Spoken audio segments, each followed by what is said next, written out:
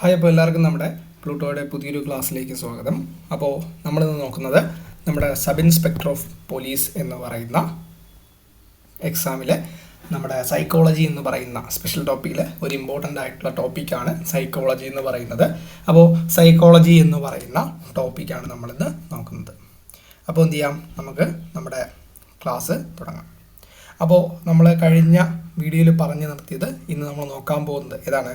നമ്മുടെ ഇമിറ്റേഷനാണ്. ഇമിറ്റേഷൻ എന്താണെന്ന്, ഇമിറ്റേഷനും ഉണ്ട്, മോഡലിങ്ങും ഉണ്ട്. അപ്പോൾ എന്താണ് ഇമിറ്റേഷൻ, എന്താണ് മോഡലിംഗ്, നമ്മുടെ മലയാളത്തിൽ നമുക്കറിയാമെന്നുള്ള ആ ഒരു സെയിം കാര്യങ്ങളാണ് ഇവിടെ നമുക്ക് പഠിക്കാനുള്ളത്. സിമ്പിളാണ്, സിമ്പിളായിട്ട് നമുക്ക് എന്ത് ചെയ്യാം, പറഞ്ഞ് പഠിച്ച് പോകാം.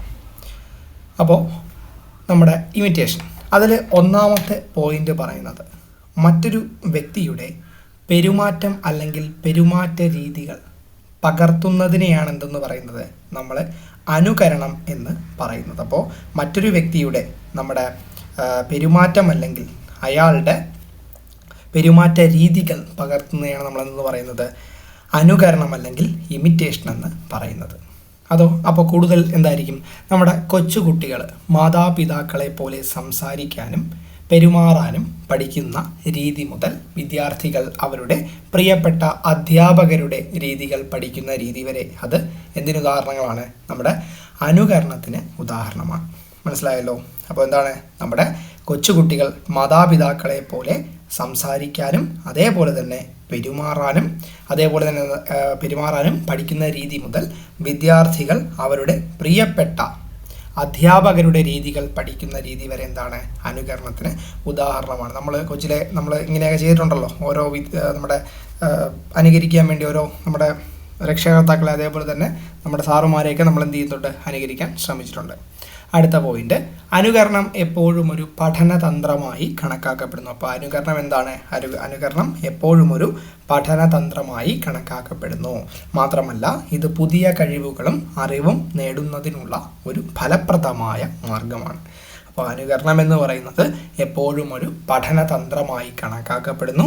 അതുപോലെ തന്നെ എന്താണ്, ഇത് പുതിയ കഴിവുകളും അറിവും നേടുന്നതിനുള്ള ഒരു ഫലപ്രദമായ മാർഗമാണ്. അടുത്ത പോയിന്റ്, മറ്റുള്ളവരുമായി ബന്ധം കെട്ടിപ്പടുക്കുന്നതിനോ ബഹുമാനം കാണിക്കുന്നതിനോ അനുകരണം ഉപയോഗിക്കുന്നു. അപ്പോൾ എന്താണ്, മറ്റുള്ളവരുമായിട്ട് ബന്ധം കെട്ടിപ്പടുക്കുന്നതിനോ അതേപോലെ തന്നെ അവരെ ബഹുമാനം കാണിക്കുന്നതിനോ എന്ത് ചെയ്യുന്നു, നമ്മൾ അനുകരണം ഉപയോഗിക്കുന്നു. അടുത്ത പോയിന്റ് എന്താണ്, ആത്യന്തികമായി വിവിധ രീതികളിൽ ഉപയോഗിക്കാവുന്ന ഒരു ശക്തമായ ഉപകരണമാണ് അനുകരണം.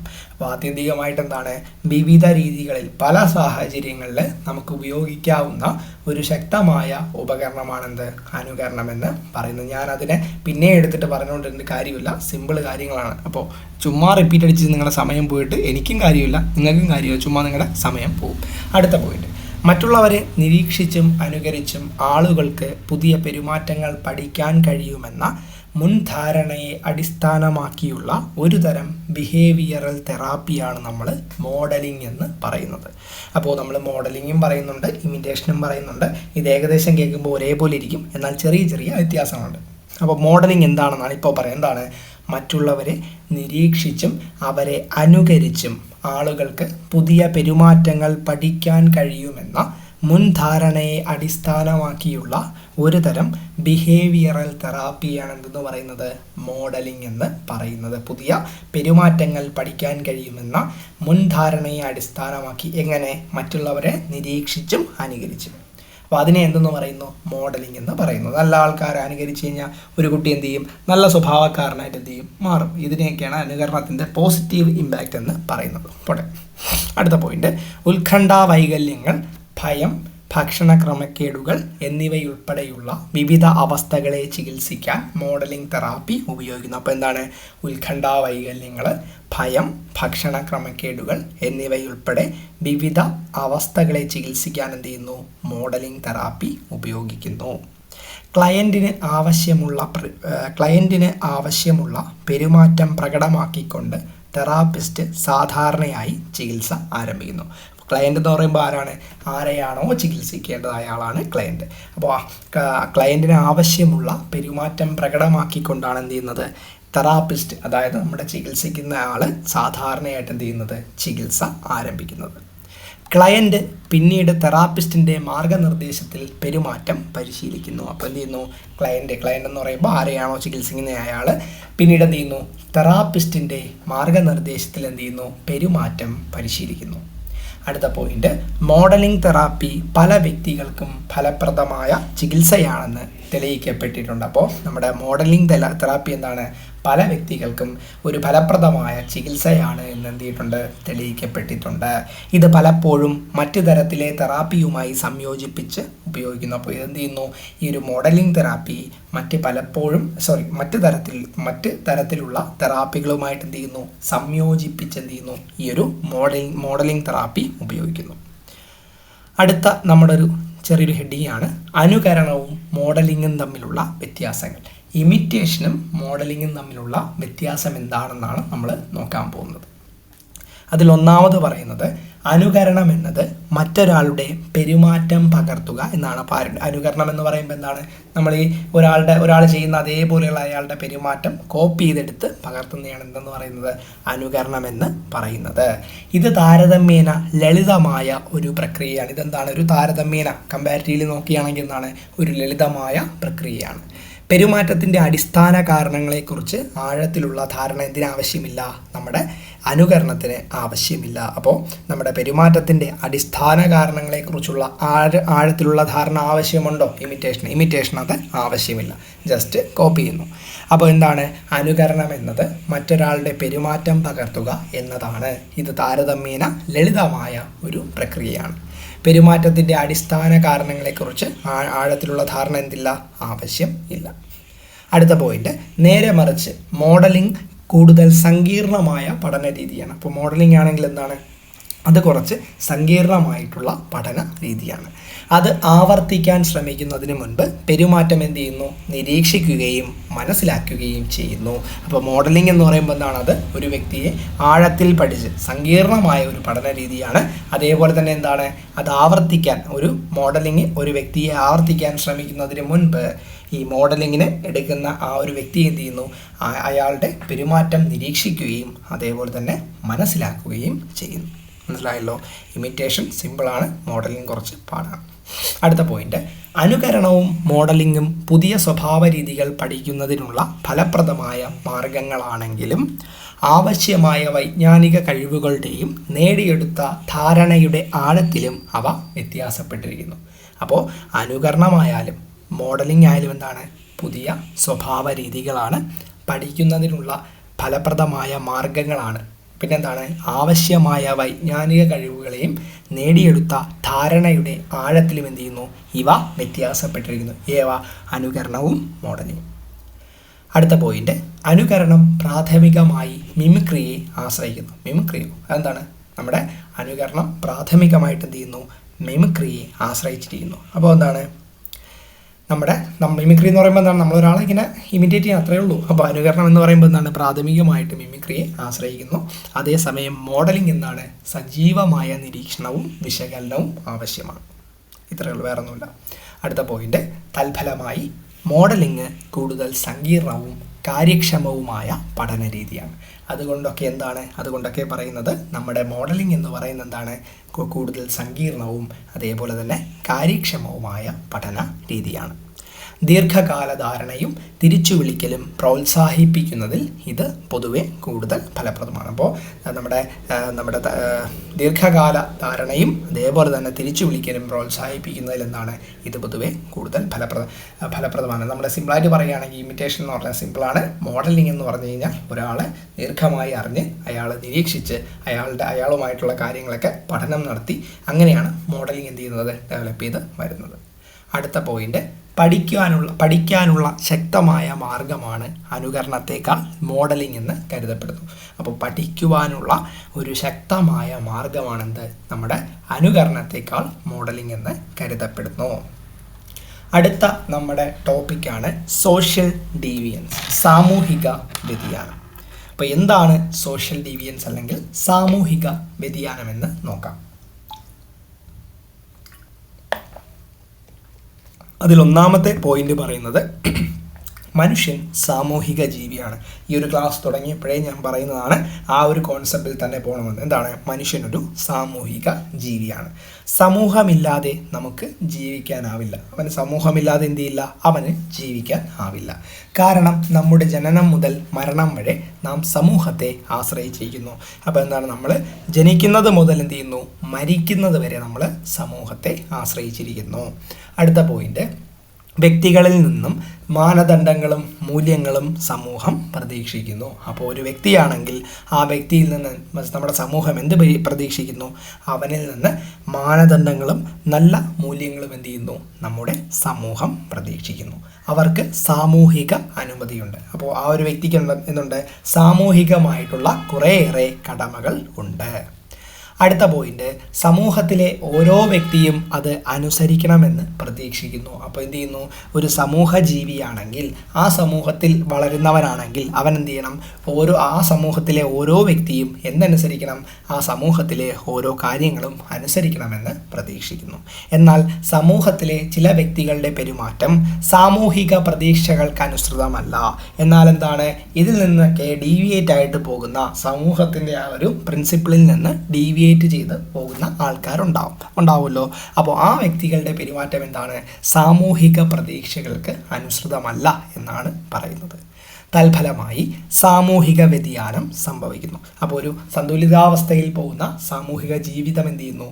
ഈ ഒരു കുറച്ച് വ്യക്തികൾ കാരണം എന്ത് ചെയ്യുന്നു? അവിടെ ഒരു വ്യതിയാനം സംഭവിക്കുന്നു.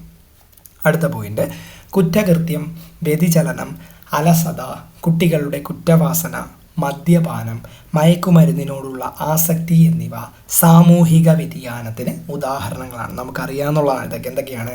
ഒരു കുറ്റകൃത്യം, വ്യതിചലനം, അലസത, കുട്ടികളുടെ കുറ്റവാസന, മദ്യപാനം, മയക്കുമരുന്ന്, ഇതൊക്കെ എന്താണ്? ഇതിനോടുള്ള ആസക്തിക്ക് എന്താണ്? സാമൂഹിക വ്യതിയാനത്തിന് ഉദാഹരണങ്ങളാണ്. മനസ്സിലായല്ലോ? അതിലൊന്നാമത്തേത് നമ്മൾ നോക്കാൻ പോകുന്നത് നമ്മുടെ കുറ്റകൃത്യമാണ്. എന്താണെന്നൊക്കെ അറിയാലോ കുറ്റകൃത്യം. അപ്പോൾ ഒന്നാമത്തെ പോയിന്റ് പറയുന്നത്, സമൂഹത്തിൻ്റെ മാനദണ്ഡങ്ങൾക്കും മൂല്യങ്ങൾക്കും പ്രതീക്ഷകൾക്കും അനുസൃതമല്ലാത്ത പെരുമാറ്റമാണ് സാമൂഹിക വ്യതിയാനം. അപ്പോൾ അറിയാലോ, നമ്മൾ നേരത്തെ പറഞ്ഞതാണിത്. ഇവയ്ക്ക് സാമൂഹിക അനുമതിയില്ല. ഇത്തരത്തിലുള്ളവരെ സാമൂഹ്യ വിരുദ്ധരായി മുദ്രകുത്തും. നമുക്കറിയാം, സാമൂഹ്യ വിരുദ്ധർ നമ്മുടെ ഓരോ സാധനങ്ങൾ അടിച്ചു തകർത്തു, ഇതൊക്കെ നശിപ്പിച്ചു. അതെന്താണ്? സമൂഹത്തിനെതിരായി പ്രവർത്തിക്കുന്നവരെയാണ് നമ്മൾ എന്തെന്ന് പറയുന്നത്? സാമൂഹ്യ വിരുദ്ധരായി, അല്ലെങ്കിൽ ആ ഒരു സമൂഹത്തിൻ്റെ ആ ഒരു വഴിയിൽ നിന്ന് വ്യതിചലിക്കുന്നവരെയാണ് സാമൂഹ്യ വിരുദ്ധരായിട്ട് മുദ്രകുത്തുന്നത്. അപ്പോൾ ഇവിടെ പറഞ്ഞത് എന്താണ്? ഞാൻ ഇനി റിപ്പീറ്റ് ചെയ്ത് പറയേണ്ട ആവശ്യമില്ല. എന്താണ്? ഒന്നുകൂടെ വായിക്കാം. സമൂഹത്തിൻ്റെ മാനദണ്ഡങ്ങൾക്കും മൂല്യങ്ങൾക്കും പ്രതീക്ഷകൾക്കും അനുസൃതമല്ലാത്ത പെരുമാറ്റമാണ് സാമൂഹിക വ്യതിയാനമെന്ന് പറയുന്നത്. ഇവയ്ക്കെന്താണ്? സാമൂഹിക അനുമതിയില്ല. ഇത്തരത്തിലുള്ളവരെ സാമൂഹ്യ വിരുദ്ധരായിട്ട് മുദ്രകുത്തുന്നു. ഇതൊക്കെ നമുക്ക് സിമ്പിളായിട്ട് അറിയാവുന്നതാണ്. അടുത്ത പോയിന്റ്, സമൂഹം എന്താണോ പ്രതീക്ഷിക്കുന്നത്, ചില അംഗങ്ങൾക്ക് എന്താണ് വേണ്ടത്, ഇവ തമ്മിലുള്ള സംഘർഷമാണ് കുറ്റകൃത്യങ്ങൾ നടക്കുന്നതിന് കാരണം. അപ്പോൾ എന്താണ്? സമൂഹം എന്താണോ പ്രതീക്ഷിക്കുന്നത്, അതേപോലെ തന്നെ എന്താണ്? ചില അംഗങ്ങൾക്ക് എന്താണ് വേണ്ടത്, ഇവ തമ്മിലുള്ള സംഘർഷമാണെന്ത്? കുറ്റകൃത്യങ്ങൾ നടക്കുന്നതിന് കാരണം. അടുത്ത പോയിന്റ്, സമൂഹത്തിലെ ഓരോ അംഗത്തിനും കൂട്ടായ വികാരങ്ങൾ, സാമൂഹിക മൂല്യങ്ങൾ, ധാർമ്മിക വിശ്വാസങ്ങൾ എന്നിവയോട് തുല്യ പ്രതിബദ്ധത പുലർത്താനാവില്ല. അപ്പോൾ നമ്മുടെ സമൂഹത്തിലെ ഓരോ അംഗത്തിനും, ഞാനും നിങ്ങളും ഒരു സാമൂഹിക ജീവിയാണ്. അപ്പോൾ നമ്മളായിട്ടുള്ള ഓരോ അംഗത്തിനും കൂട്ടായ വികാരങ്ങൾ, അതേപോലെ തന്നെ സാമൂഹിക മൂല്യങ്ങൾ, ധാർമ്മിക വിശ്വാസങ്ങൾ എന്നിവയോട് എന്താണ്? തുല്യ പ്രതിബദ്ധത പുലർത്താനാകില്ല എന്നാണ് പറയുന്നത്. അടുത്ത പോയിന്റ്, വ്യക്തികൾ വ്യത്യസ്ത സ്വാധീനങ്ങൾക്കും സാഹചര്യങ്ങൾക്കും വിധേയരായതിനാൽ എല്ലാവർക്കും ഒരുപോലെയായിരിക്കുക അസാധ്യമാണ്. പല ക്യാരക്ടറുള്ള വ്യക്തികളാണല്ലോ നമ്മൾ, അതാണ് ഇവിടെ ഉദ്ദേശിക്കുന്നത്. കുറ്റവാളികൾ ജനിക്കുന്നില്ല, അവ നിർമ്മിച്ചിരിക്കുകയാണ്. ഒരു വ്യക്തിയെ കുറ്റവാളിയാക്കുന്നതുമാരാണ്? നമ്മുടെ സമൂഹമാണ്. നമ്മൾ സിനിമയിലൊക്കെ കേട്ടിട്ടുള്ളതാണ്. ഒരുവൻ ജനിക്കുമ്പോൾ അവൻ കുറ്റവാളി ആയിട്ടല്ല വരുന്നത്, സമൂഹമാണ് എന്ത് ചെയ്യുന്നത്? നമ്മളെ കുറ്റവാളിയാക്കുന്നത്. സിമ്പിളായിട്ട് പറഞ്ഞു കഴിഞ്ഞാൽ, നല്ല സമൂഹത്തിൽ ജീവിച്ചു കഴിഞ്ഞാൽ അവൻ നല്ല രീതിയിൽ പോകും, ചീത്ത സമൂഹത്തിലാണെങ്കിൽ എന്താണ്? അവൻ ചീത്തയായിട്ട് പോകും. പക്ഷേ സമൂഹം ഇങ്ങനെ നമ്മളെ സ്വാധീനിച്ചാൽ എന്താണ്? നമ്മൾ പോകുന്ന വഴി കറക്റ്റാണെങ്കിൽ എന്താണ്? നമ്മളും കറക്റ്റായിട്ട് പോകും. നമ്മൾ മുമ്പേ പറഞ്ഞതാണ് APJ അബ്ദുൽ കലാമിൻ്റെ കാര്യങ്ങളൊക്കെ. അടുത്ത നമ്മുടെ പോയിൻ്റാണ് ട്രുവൻസി. അപ്പോൾ എന്താണ് ട്രുവൻസി എന്ന് നോക്കാം. യാതൊരു അറിവുമില്ലാതെ സ്കൂൾ വിടുന്ന കുട്ടികളെ ഉദ്ദേശിച്ചാണ് ട്രുവൻ്റ് എന്ന പദം ഉപയോഗിക്കുന്നത്. അപ്പോൾ സ്കൂൾ വിടുന്ന കുട്ടി എന്ന് പറയുമ്പോൾ എന്താണ്? യാതൊരു അറിവുമില്ലാതെ സ്കൂൾ വിടുന്ന കുട്ടി എന്ന് ഉദ്ദേശിക്കുന്നത് എന്താണ്? അത് നമുക്ക് അടുത്ത പോയിന്റിൽ നോക്കാം. സ്കൂൾ അധികൃതരുടെയും രക്ഷിതാക്കളുടെയും അനുവാദമില്ലാതെ സ്കൂളിൽ നിന്ന് വിട്ടുനിൽക്കുന്ന ഒരു കുട്ടിയുടെ പെരുമാറ്റമാണിത്. നമ്മൾ പഠിക്കുന്ന സമയത്തും ചില കുട്ടികൾ സ്കൂളിൽ വരാതെ നിൽക്കുന്നതായിട്ട് നിങ്ങൾക്ക് അറിയാമായിരിക്കും. അവരുടെയൊക്കെ ആ ഒരു ക്യാരക്ടർ എന്ത് ചെയ്യാം? നമുക്ക് ട്രുവൻസി എന്ന് പറയുന്ന ഈ ഒരു വാക്കുകൊണ്ട് നമുക്ക് ഓർക്കാം. അപ്പോൾ സ്കൂൾ അധികൃതരുടെയും രക്ഷിതാക്കളുടെയും അനുവാദമില്ലാതെ സ്കൂളിൽ നിന്ന് വിട്ടുനിൽക്കുന്ന ഒരു കുട്ടിയുടെ പെരുമാറ്റമാണെന്ത്? ട്രുവൻസി എന്ന് പറയുന്നത്. ഇത്തരത്തിലുള്ള കുട്ടികൾ സ്കൂളിൽ നിന്നു മാറി വ്യഭിചാരം, കുറ്റകൃത്യം, ചൂതാട്ടം തുടങ്ങിയ സാമൂഹിക വിരുദ്ധ പ്രവർത്തനങ്ങളിൽ ഏർപ്പെടുന്നു.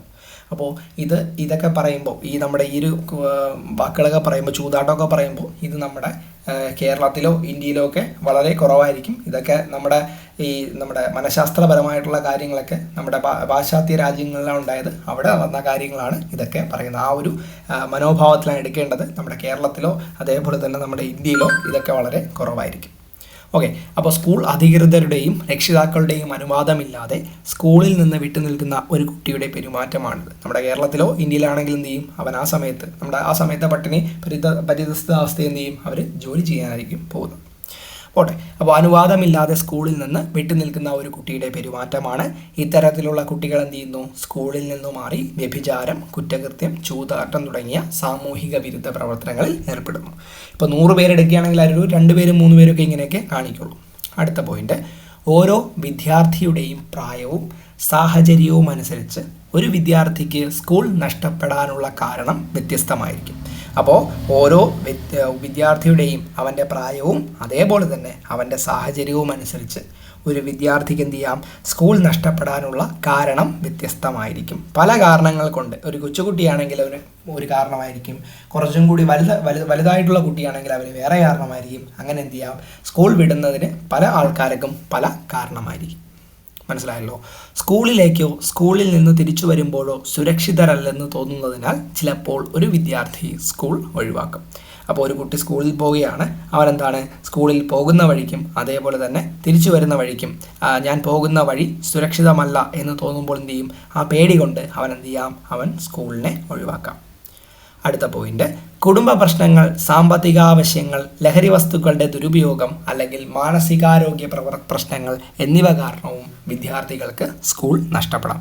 അപ്പോൾ കുടുംബ പ്രശ്നം കാരണം നഷ്ടപ്പെടാം, സാമ്പത്തിക ആവശ്യങ്ങൾ കാരണം നഷ്ടപ്പെടാം, ലഹരി വസ്തുക്കളുടെ ദുരുപയോഗം അല്ലെങ്കിൽ മാനസികാരോഗ്യ പ്രശ്നങ്ങൾ എന്നിവ കാരണം എന്ത് ചെയ്യാം?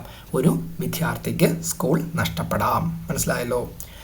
അടുത്ത പോയിന്റ്, സ്കൂളിൽ സഹപാഠിയോടുള്ള വഴക്ക്, മനസ്സിലാക്കാനുള്ള കഴിവില്ലായ്മ, പരീക്ഷാഭയം, കുടുംബപരമായ പ്രശ്നങ്ങൾ, ആകർഷകമല്ലാത്ത രൂപം കാരണമുള്ള അപകർഷതാബോധം ഇവയെല്ലാം എന്ത് ചെയ്യാം? ട്രുവൻസിക്കുള്ള കാരണങ്ങളാണ്. അപ്പോൾ സ്കൂളിൽ സഹപാഠിയോട് കൂടെ പഠിക്കുന്നവനോട് വഴക്കുണ്ടായിക്കഴിഞ്ഞാൽ സ്കൂളിൽ പോകാനുള്ള താല്പര്യം കുറയാം. മനസ്സിലാക്കാനുള്ള കഴിവില്ലായ്മ ഇല്ലെങ്കിൽ എന്ത് ചെയ്യാം? സ്കൂളിൽ പോകാനുള്ള താല്പര്യം കുറയാം. അതേപോലെ തന്നെ പരീക്ഷാഭയം കാരണം എന്ത് ചെയ്യാം? താല്പര്യം കുറയാം. കുടുംബപരമായ പ്രശ്നങ്ങൾ ഉണ്ടെങ്കിൽ എന്ത് ചെയ്യാം? താല്പര്യം കുറയാം. ആകർഷകമല്ലാത്ത രൂപം കാരണമാണെങ്കിൽ എന്ത് ചെയ്യാം? അവന് അപകർഷതാബോധം കാണാം.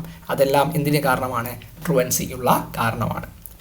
അടുത്ത പോയിന്റ്, വഞ്ചന, വ്യക്തിത്വത്തിൻ്റെ അസംഘടിതത്വം, സാമൂഹിക ക്രമക്കേട്, മോശം കൂട്ടുകെട്ട്, ദുശീലങ്ങൾ, സ്വഭാവമില്ലായ്മ എന്നിവയിലേക്ക് ഇത് നയിക്കുന്നു. അപ്പോൾ എന്താണ്?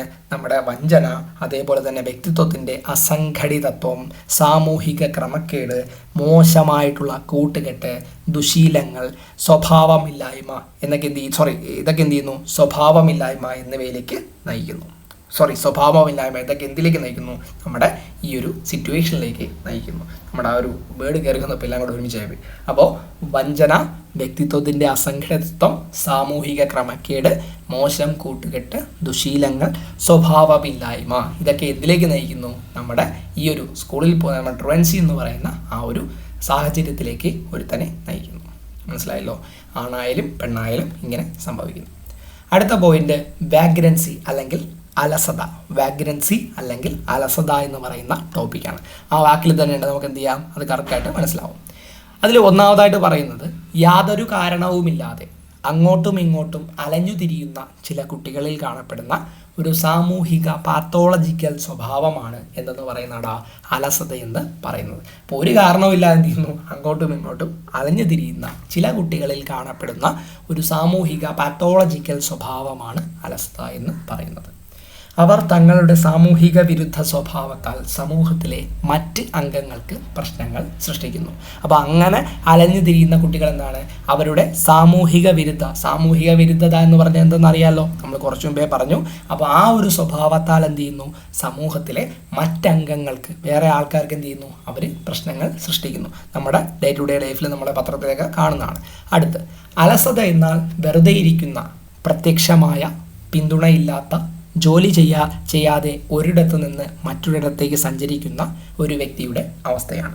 അപ്പോൾ അലസത എന്ന് പറയുമ്പോൾ എന്താണ്, വെറുതെ ഇരിക്കുന്ന, പിന്നെന്താണ്, പ്രത്യക്ഷമായ പിന്തുണയില്ലാത്ത, അടുത്തെന്താണ്, ജോലി ചെയ്യാതെ ഒരിടത്തു നിന്ന് മറ്റൊരിടത്തേക്ക് സഞ്ചരിക്കുന്ന ഒരു വ്യക്തിയുടെ അവസ്ഥയാണ് എന്നാണ് പറയുന്നത്. പൊതുനിയമത്തിൽ അലഞ്ഞു തിരിയുന്ന, വെറുതെ ഇരിക്കുന്ന, ജോലി ചെയ്യാൻ വിസമ്മതിക്കുന്ന, മറ്റുള്ളവരുടെ ദാനധർമ്മത്തിൽ ജീവിക്കുന്ന ഒരു വ്യക്തിയായി പരാമർശിക്കുന്നു. അപ്പോൾ പൊതുനിയമത്തിൽ എന്താണ്, അലഞ്ഞു തിരിയുന്നവൻ, അല്ലെങ്കിൽ എന്താണ്, വെറുതെ ഇരിക്കുന്നവൻ, അല്ലെങ്കിൽ എന്താണ്, ജോലി ചെയ്യാൻ വിസമ്മതിക്കുന്നവൻ, അല്ലെങ്കിൽ എന്താണ്, മറ്റുള്ളവരുടെ അവർ കൊടുക്കുന്ന ദാനധർമ്മത്തിൽ ജീവിക്കുന്ന ഒരു വ്യക്തി. ഇങ്ങനെയൊക്കെയാണ് എന്ത്, നമ്മുടെ അലസത എന്നതിനെ നമ്മുടെ ഇവിടെ പറയുന്നത്, നമ്മുടെ വാഗ്രൻസി എന്ന് പറയുന്ന കാര്യത്തിൽ ഇവിടെ പറയുന്നത്.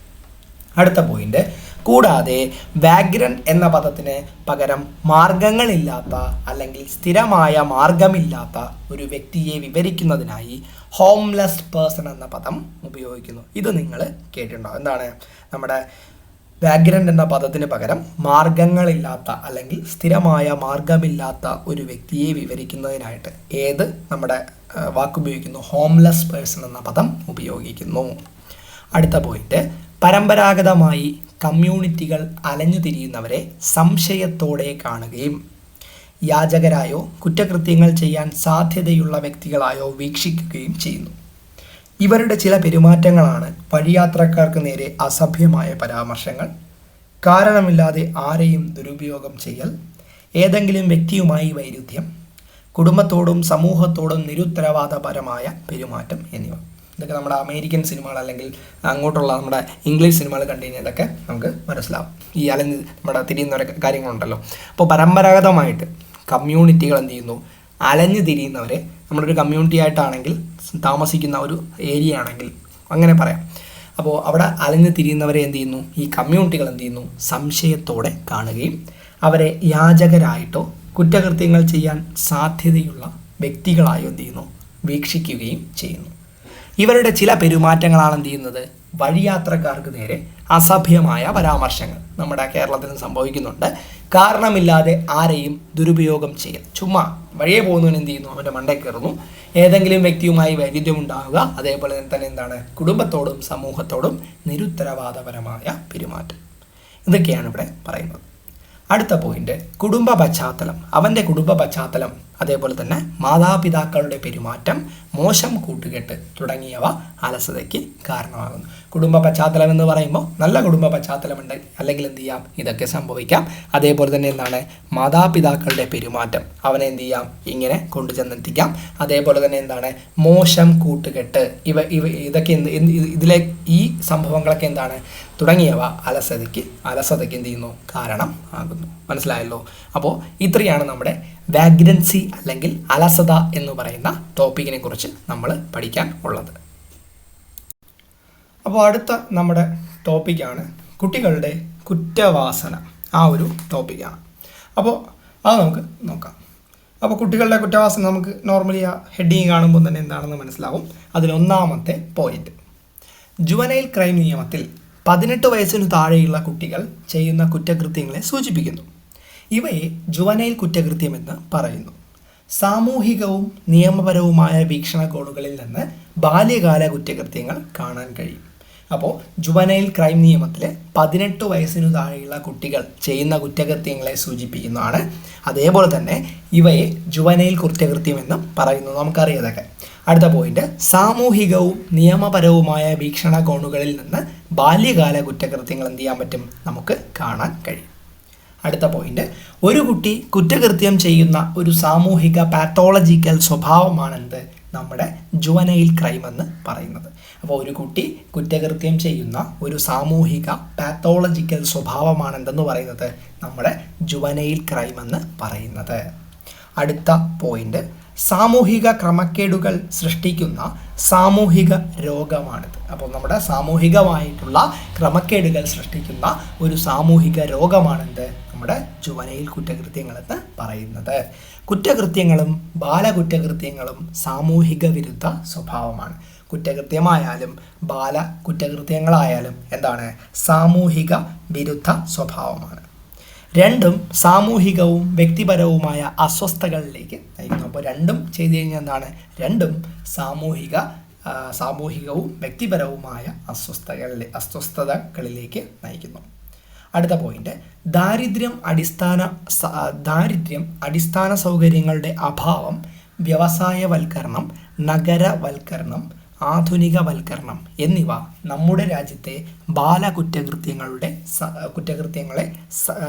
സംഭവങ്ങളെ സ്വാധീനിച്ചിട്ടുണ്ട്. അപ്പോൾ എന്താണ്, നമ്മുടെ ദാരിദ്ര്യം, അടിസ്ഥാന സൗകര്യങ്ങളുടെ അഭാവം, വ്യവസായവൽക്കരണം, നഗരവൽക്കരണം, ആധുനികവൽക്കരണം എന്നിവ നമ്മുടെ രാജ്യത്തെ ബാലകുറ്റകൃത്യങ്ങളുടെ സംഭവങ്ങളെ അല്ലെങ്കിൽ എന്താണ് അങ്ങനെയുള്ള കാര്യങ്ങൾ എന്ത് ചെയ്തിട്ടുണ്ട്, സ്വാധീനിച്ചിട്ടുണ്ട്. അറിയാമല്ലോ ഇത്രയും കാര്യങ്ങൾ.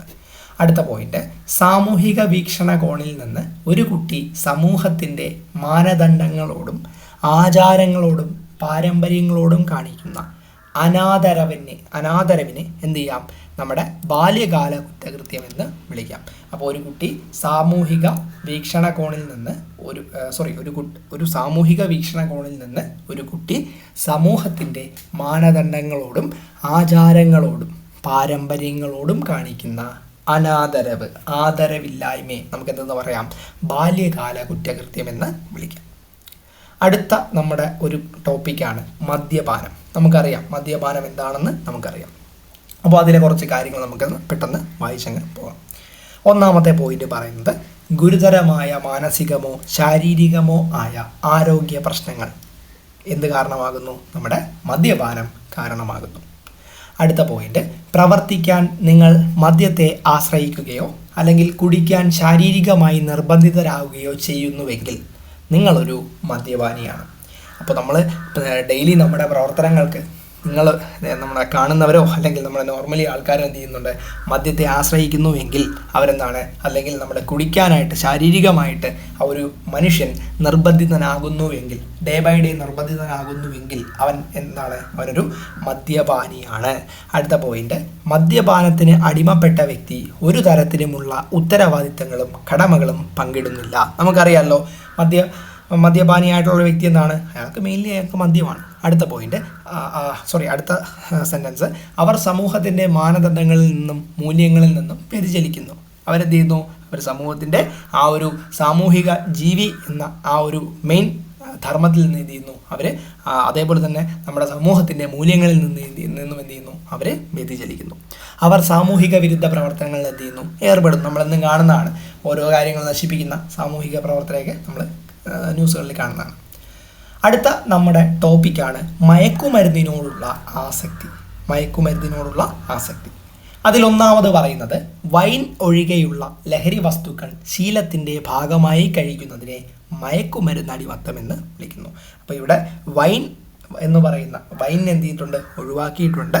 അപ്പോൾ വൈൻ ഒഴികെയുള്ള ലഹരി വസ്തുക്കൾ ശീലത്തിൻ്റെ ഭാഗമായി കഴിക്കുന്നതിന് എന്തെന്ന് പറയുന്നു, മയക്കുമരുന്ന് അടിമത്തം എന്ന് വിളിക്കുന്നു.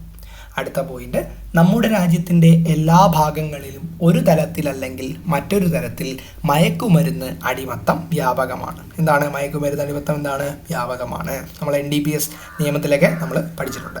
അടുത്ത പോയിന്റ്, മയക്കുമരുന്ന് പതിവായി കഴിക്കുന്നത് മയക്കുമരുന്നിനടിമ എന്ന് പറയുന്നു. അവന് മയക്കുമരുന്നില്ലാതെ ഒരു കാര്യങ്ങളും ചെയ്യാൻ പറ്റിയില്ല എങ്കിൽ അവൻ എന്താണ്, അവൻ മയക്കുമരുന്നിൻ്റെ അടിമയാണ്. മയക്കുമരുന്ന് ആസക്തി പലതരത്തിൽ ദോഷകരമാണ്. ഇത് അകാല മരണത്തിന് കാരണമാകുന്നു. എന്ത് ചെയ്യുന്നു? ഇത് അകാല മരണത്തിന് കാരണമാകുന്നു. അവിടെ കുറച്ച് തെറ്റുകളുണ്ട്. അപ്പോൾ നമ്മുടെ മയക്കുമരുന്ന് ആസക്തി എന്ത് ചെയ്യുന്നു? പലതരത്തിൽ ദോഷകരമാണ്. ഇതെന്ത് ചെയ്യുന്നു? അകാല മരണത്തിന് കാരണം ആകുന്നു. അടുത്ത പോയിന്റ്, വ്യക്തിത്വത്തിനും കുടുംബത്തിനും സാമൂഹിക അസംഘടിത്വത്തിനും ഇത് ഉത്തരവാദിയാണ്. ഇപ്പം എന്താണ്? ഒരു വ്യക്തിത്വത്തിനായാലും അവനൊരു കുടുംബമുണ്ടെങ്കിൽ അവൻ്റെ കുടുംബത്തിനായാലും അതേപോലെ തന്നെ ഒരു സാമൂഹിക ഘടനയ്ക്കും എന്ത് ചെയ്യുന്നു? അതിൻ്റെയൊക്കെ അസംഘടിതത്വത്തിനും ഇത് എന്ത് ചെയ്യുന്നുണ്ട്? ഉത്തരവാദിത്വമാണ്. വല്ലാത്തൊരു വാക്കാണത്. ഉത്തരവാദിയാണ്. ഇത് ഭരണവുമായി ബന്ധപ്പെട്ട പ്രശ്നങ്ങളും എന്ത് ചെയ്യുന്നു? ഭരണവുമായിട്ടുള്ള ബന്ധപ്പെട്ട പ്രശ്നങ്ങൾ എന്ത് ചെയ്യുന്നു?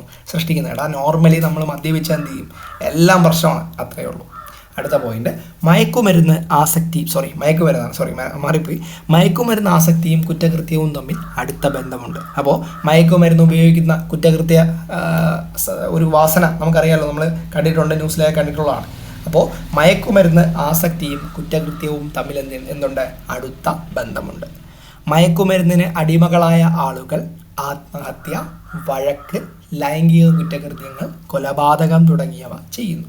നമ്മൾ ഡെയിലി എന്ന് പറയുമ്പോൾ എന്താണ്? നമ്മൾ ഏകദേശം നമ്മൾ കേൾക്കുന്ന ന്യൂസാണ്. അപ്പോൾ മയക്കുമരുന്നിന് അടിമകളായ ആളുകൾ എന്താണ്? ആത്മഹത്യ, വഴക്ക്, ലൈംഗിക കുറ്റകൃത്യങ്ങൾ, കൊലപാതകം തുടങ്ങിയവ ചെയ്യുന്നു. അടുത്ത പോയിന്റ്, നമ്മുടെ രാജ്യത്തെ യുവാക്കൾ ഫാഷനായും മോശം കൂട്ടുകെട്ടിൽ അകപ്പെട്ടും നിരാശ ഇല്ലാതാക്കാനും ആനന്ദം അനുഭവിക്കുവാനും എന്ത് ചെയ്യുന്നുണ്ട്? മയക്കുമരുന്ന് ഉപയോഗിച്ച് തുടങ്ങുന്നുണ്ട്. അത് മയക്കുമരുന്ന് മാത്രമല്ല, നമ്മുടെ ചെറിയ മദ്യപാനമായാലും ഇങ്ങനെയാണ് തുടങ്ങുന്നത്. മാക്സിമം അല്ല, മദ്യപാനം എന്ന് പറയുന്ന സംഭവം എന്ത് ചെയ്യാൻ പാടില്ല? അതിനെ പ്രൊമോട്ട് ചെയ്യാൻ പാടില്ല. ഹൈലി എന്താണ്? ഭയങ്കര നമ്മുടെ മൈൻഡിനെ തന്നെ മാറ്റും. അതേപോലെ തന്നെ നമ്മളൊരു ലൈഫിൽ നെഗറ്റിവിറ്റി നല്ല വൃത്തിയായിട്ട് ഉണ്ടാക്കാനും എന്താണ്? മദ്യപാനം ഒരു കാരണമാകും. ഞങ്ങളുടെ നല്ല ജീവിതത്തെ എന്ത് ചെയ്യും? അത് തകർക്കും. അപ്പോൾ എന്താണ്? നമ്മുടെ രാജ്യത്തെ യുവാക്കൾ ആദ്യം എന്ത് ചെയ്യും? ഫാഷനായിട്ട് മദ്യപാനം തുടങ്ങും. അതേപോലെ തന്നെ മോശം കൂട്ടുകെട്ടിൽ അകപ്പെട്ടും മദ്യപാനം തുടങ്ങും. പിന്നെന്താണ്? നിരാശ ഇല്ലാതാക്കാനായിട്ട് നമ്മുടെ സിനിമയിലൊക്കെ കാണുന്ന പോലെ നമ്മുടെ എന്താണ് ഈ കാമുകി ഇൻ കേസ് ഇട്ടിട്ട് പോകുമ്പോൾ എന്ത് ചെയ്യുന്നു? സിനിമയിൽ കാണുന്ന പോലെയൊക്കെ തുടങ്ങും. അവർ പറയുന്നത് എന്താണ്? ആ ഒരു നിരാശ ഇല്ലാതാക്കാൻ. പിന്നെ എന്താണ്? ആനന്ദം അനുഭവിക്കുമ്പോൾ ചെറിയ മദ്യം ഉപയോഗിച്ച് എന്ത് ചെയ്യുന്നു? അവസാനം അയാൾ അതില്ലാതെ ജീവിക്കാൻ പറ്റാത്ത അവസ്ഥ ആവുന്നു. അടുത്ത പോയിന്റ്, ദാരിദ്ര്യവും തൊഴിലില്ലായ്മയും നേരിടാൻ അവർ മയക്കുമരുന്നിന് അടിമപ്പെടുകയും ചെയ്യുന്നു. അപ്പോൾ ദാരിദ്ര്യം അതേപോലെ തന്നെ തൊഴിലില്ലായ്മ ഇതിനെയൊക്കെ നേരിടാൻ എന്ത് ചെയ്യുന്നു? അവർ മയക്കുമരുന്നിന് അടിമപ്പെടുകയും ചെയ്യുന്നു. അടുത്ത പോയിന്റ്, ടി വിയിലും സിനിമയിലും, ഞാൻ നേരത്തെ പറഞ്ഞതാണ്, ടി വിയിലും സിനിമയിലും മയക്കുമരുന്ന് ആസക്തി കാണുന്നത് അവരെ മയക്കുമരുന്ന് ആസക്തിയിലേക്ക് ആകർഷിക്കും. നമ്മുടെ സിനിമാ നടന്മാരൊക്കെ വലിയ രീതിയിലൊക്കെ ഇങ്ങനെ ഉപയോഗിക്കുന്നത് കാണുമ്പോൾ ചെയ്യും, അത് ഉപയോഗിച്ച് കഴിഞ്ഞാൽ നമുക്ക് ആ ഒരു ഇത് കിട്ടുമെന്ന് പറഞ്ഞ് എന്ത് ചെയ്യും? അതൊക്കെ ഉപയോഗിക്കും. സമൂഹത്തിലെ പാവപ്പെട്ടവരും പണക്കാരും ഒരുപോലെ ഇതിൽ ഉൾപ്പെടുന്നു. ഇപ്പോൾ നമ്മുടെ പാവപ്പെട്ടവനെന്നോ ചെറിയവനെന്നോ ഇല്ല, മയക്കുമരുന്ന് അല്ലെങ്കിൽ മദ്യപാനം എന്താണ്? രണ്ടുപേരെയും എന്ത് ചെയ്യുന്നുണ്ട്? ബാധിക്കുന്നുണ്ട്. അല്ലെങ്കിൽ രണ്ടുപേരും എന്ത് ചെയ്യുന്നുണ്ട്? ഇതിൽ ഉൾപ്പെടുന്നുണ്ട്.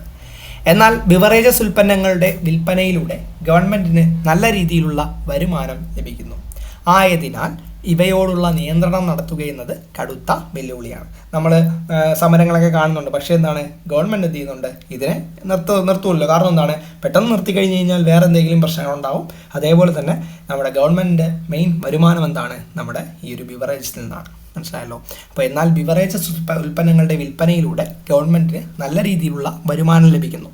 ആയതിനാൽ ഇവയോടുള്ള നിയന്ത്രണം എന്താണ്? നടത്തുക എന്നത് കടുത്ത വെല്ലുവിളിയാണ്. കാരണം വരുമാനം അവരിൽ നിന്ന് കിട്ടും, നിർത്തിക്കഴിഞ്ഞാൽ എന്താണ്? വരുമാനം പോകുമല്ലോ. അപ്പോൾ ഗവൺമെൻറ് എന്ത് ചെയ്യും?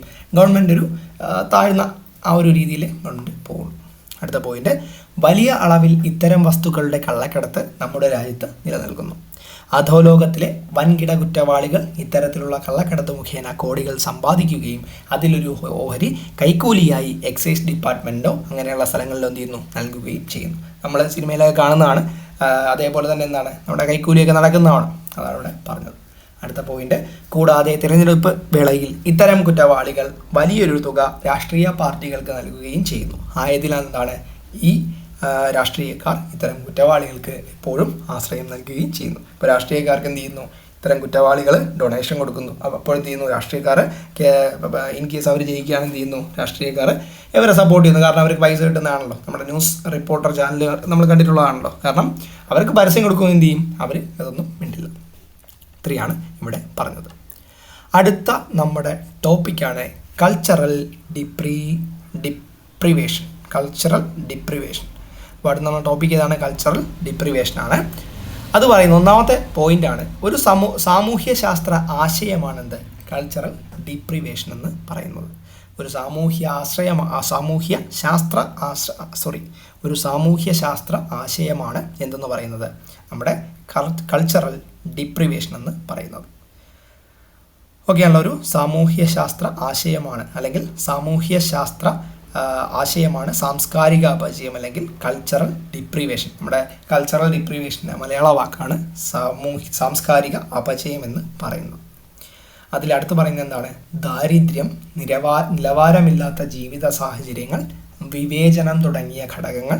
ഇതൊക്കെ കാരണം എന്താണ്, സമൂഹത്തിൻ്റെ സാംസ്കാരിക ജീവിതത്തിൽ പങ്കാളികളാകാനും പുരോഗതിയിലും നേട്ടങ്ങളിലും ചേരാനുള്ള അവകാശം നിഷേധിക്കപ്പെടുക, ഒരാളുടെ പരിസ്ഥിതിയിൽ സാംസ്കാരികമായി ഉത്തേജിപ്പിക്കുന്ന പ്രതിഭാസങ്ങളുടെ അഭാവം തുടങ്ങിയവയാണ് സാംസ്കാരിക അപചയം അല്ലെങ്കിൽ അഭാവം എന്നതുകൊണ്ട് അർത്ഥമാക്കുന്നത്. ഒന്നുകൂടി പറയാം, ദാരിദ്ര്യം, നിലവാരമില്ലാത്ത ജീവിത സാഹചര്യങ്ങൾ, വിവേചനം, ഇതൊക്കെ തുടങ്ങിയ ഘടകങ്ങൾ കാരണം സമൂഹത്തിൻ്റെ സാംസ്കാരിക ജീവിതത്തിൽ പങ്കാളികളാകാനും പുരോഗതിയിലും നേട്ടങ്ങളിലും ചേരാനുള്ള അവകാശം നിഷേധിക്കപ്പെടുക, ഒരാളുടെ പരിസ്ഥിതിയിൽ സാംസ്കാരികമായി ഉത്തേജിപ്പിക്കുന്ന പ്രതിഭാസങ്ങളുടെ അഭാവം തുടങ്ങിയവയാണ് സാംസ്കാരിക അപചയം അല്ലെങ്കിൽ അഭാവം എന്നതുകൊണ്ട് അർത്ഥമാക്കുന്നത്. ഈ സെൻറ്റൻസ് അങ്ങ് വിടുക. ഇത് ഏകദേശം ഒരു 100-ൽ ഒരു 60% മനസ്സിലായി കാണും. അടുത്ത സെൻറ്റൻസും അടുത്ത പോയിന്റുകൾ നോക്കുമ്പോൾ എന്ത് ചെയ്യും, നിങ്ങൾക്കത് കറക്റ്റായിട്ട് മനസ്സിലാവും. അടുത്ത് പറയുന്നത്, താഴ്ന്ന മാനദണ്ഡങ്ങളും മൂല്യങ്ങളും കഴിവുകളും അറിവും ഉള്ള താഴ്ന്ന സമൂഹത്തിലെ വിഭാഗങ്ങളിലെ ആളുകൾക്ക് മുകളിലുള്ളവരുമായി താരതമ്യപ്പെടുത്തുമ്പോൾ സാംസ്കാരിക അഭാവം അനുഭവപ്പെടുന്നുവെന്നും ഇത് അവർക്ക് ദോഷകരമാണെന്നും അതിൻ്റെ ഫലമായി വിഭാഗങ്ങൾ തമ്മിലുള്ള അന്തരം വർദ്ധിക്കുന്നുവെന്നും സാംസ്കാരിക അപചയ സിദ്ധാന്തം പറയുന്നു. ഇപ്പോൾ ഏകദേശം മനസ്സിലാക്കാം എന്താണ് താഴ്ന്ന മാനദണ്ഡങ്ങളും പിന്നെന്താണ് താഴ്ന്ന മൂല്യങ്ങളും കഴിവുകളും അറിവുമുള്ള താഴ്ന്ന സാമൂഹിക വിഭാഗങ്ങളിലെ ആളുകൾക്ക് മുകളിലുള്ളവരുമായി താരതമ്യപ്പെടുത്തുമ്പോൾ സാംസ്കാരിക അഭാവം അനുഭവപ്പെടുന്നുവെന്നും ഇത് ആർക്ക് താഴ്ന്ന ആ ഒരു ഇതിലുള്ളവർക്ക് ദോഷകരമാണെന്നും അതിൻ്റെ ഫലമായി വിഭാഗങ്ങൾ തമ്മിലുള്ള താഴ്ന്ന വിഭാഗം ഉയർന്ന വിഭാഗം അത് തമ്മിലുള്ള അന്തരം വർദ്ധിക്കുന്നുവെന്നും സാംസ്കാരിക അപചയ സിദ്ധാന്തം പറയുന്നു.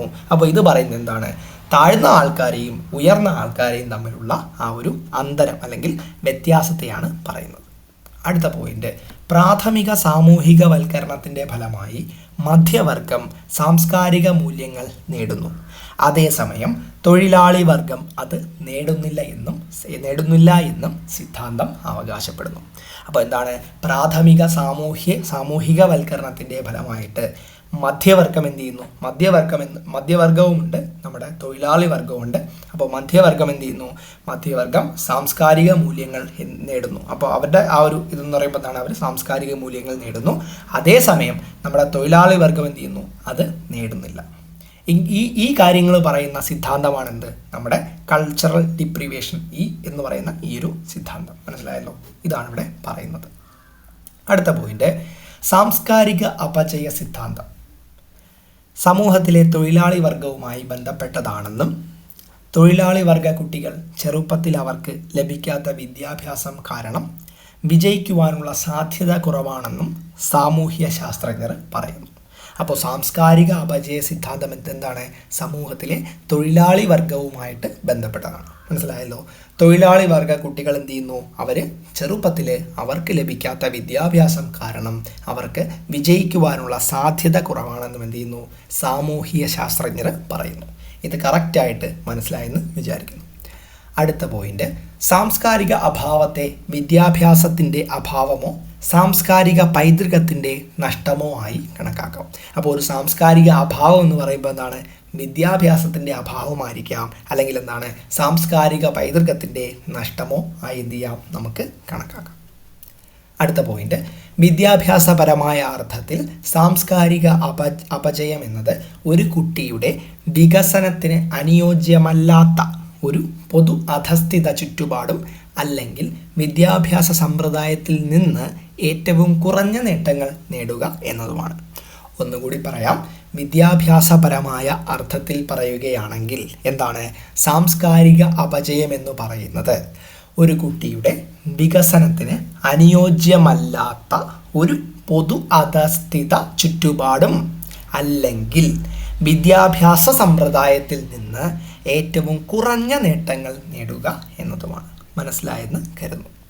അടുത്ത പോയിന്റ്, കേവല സാംസ്കാരിക അർത്ഥത്തിൽ വിദ്യാഭ്യാസ നയത്തിൽ സംസ്കാരത്തിന് ഊന്നൽ നൽകാത്തത് കലയിൽ നിന്നോ തത്വചിന്തയിൽ നിന്നോ പഠനങ്ങളെ പൂർണ്ണമായും സാങ്കേതിക പരിശീലനത്തിലേക്ക് നയിക്കാൻ ഇടയാക്കിയേക്കാം. അപ്പോൾ പറയുന്നത് എന്താണ്?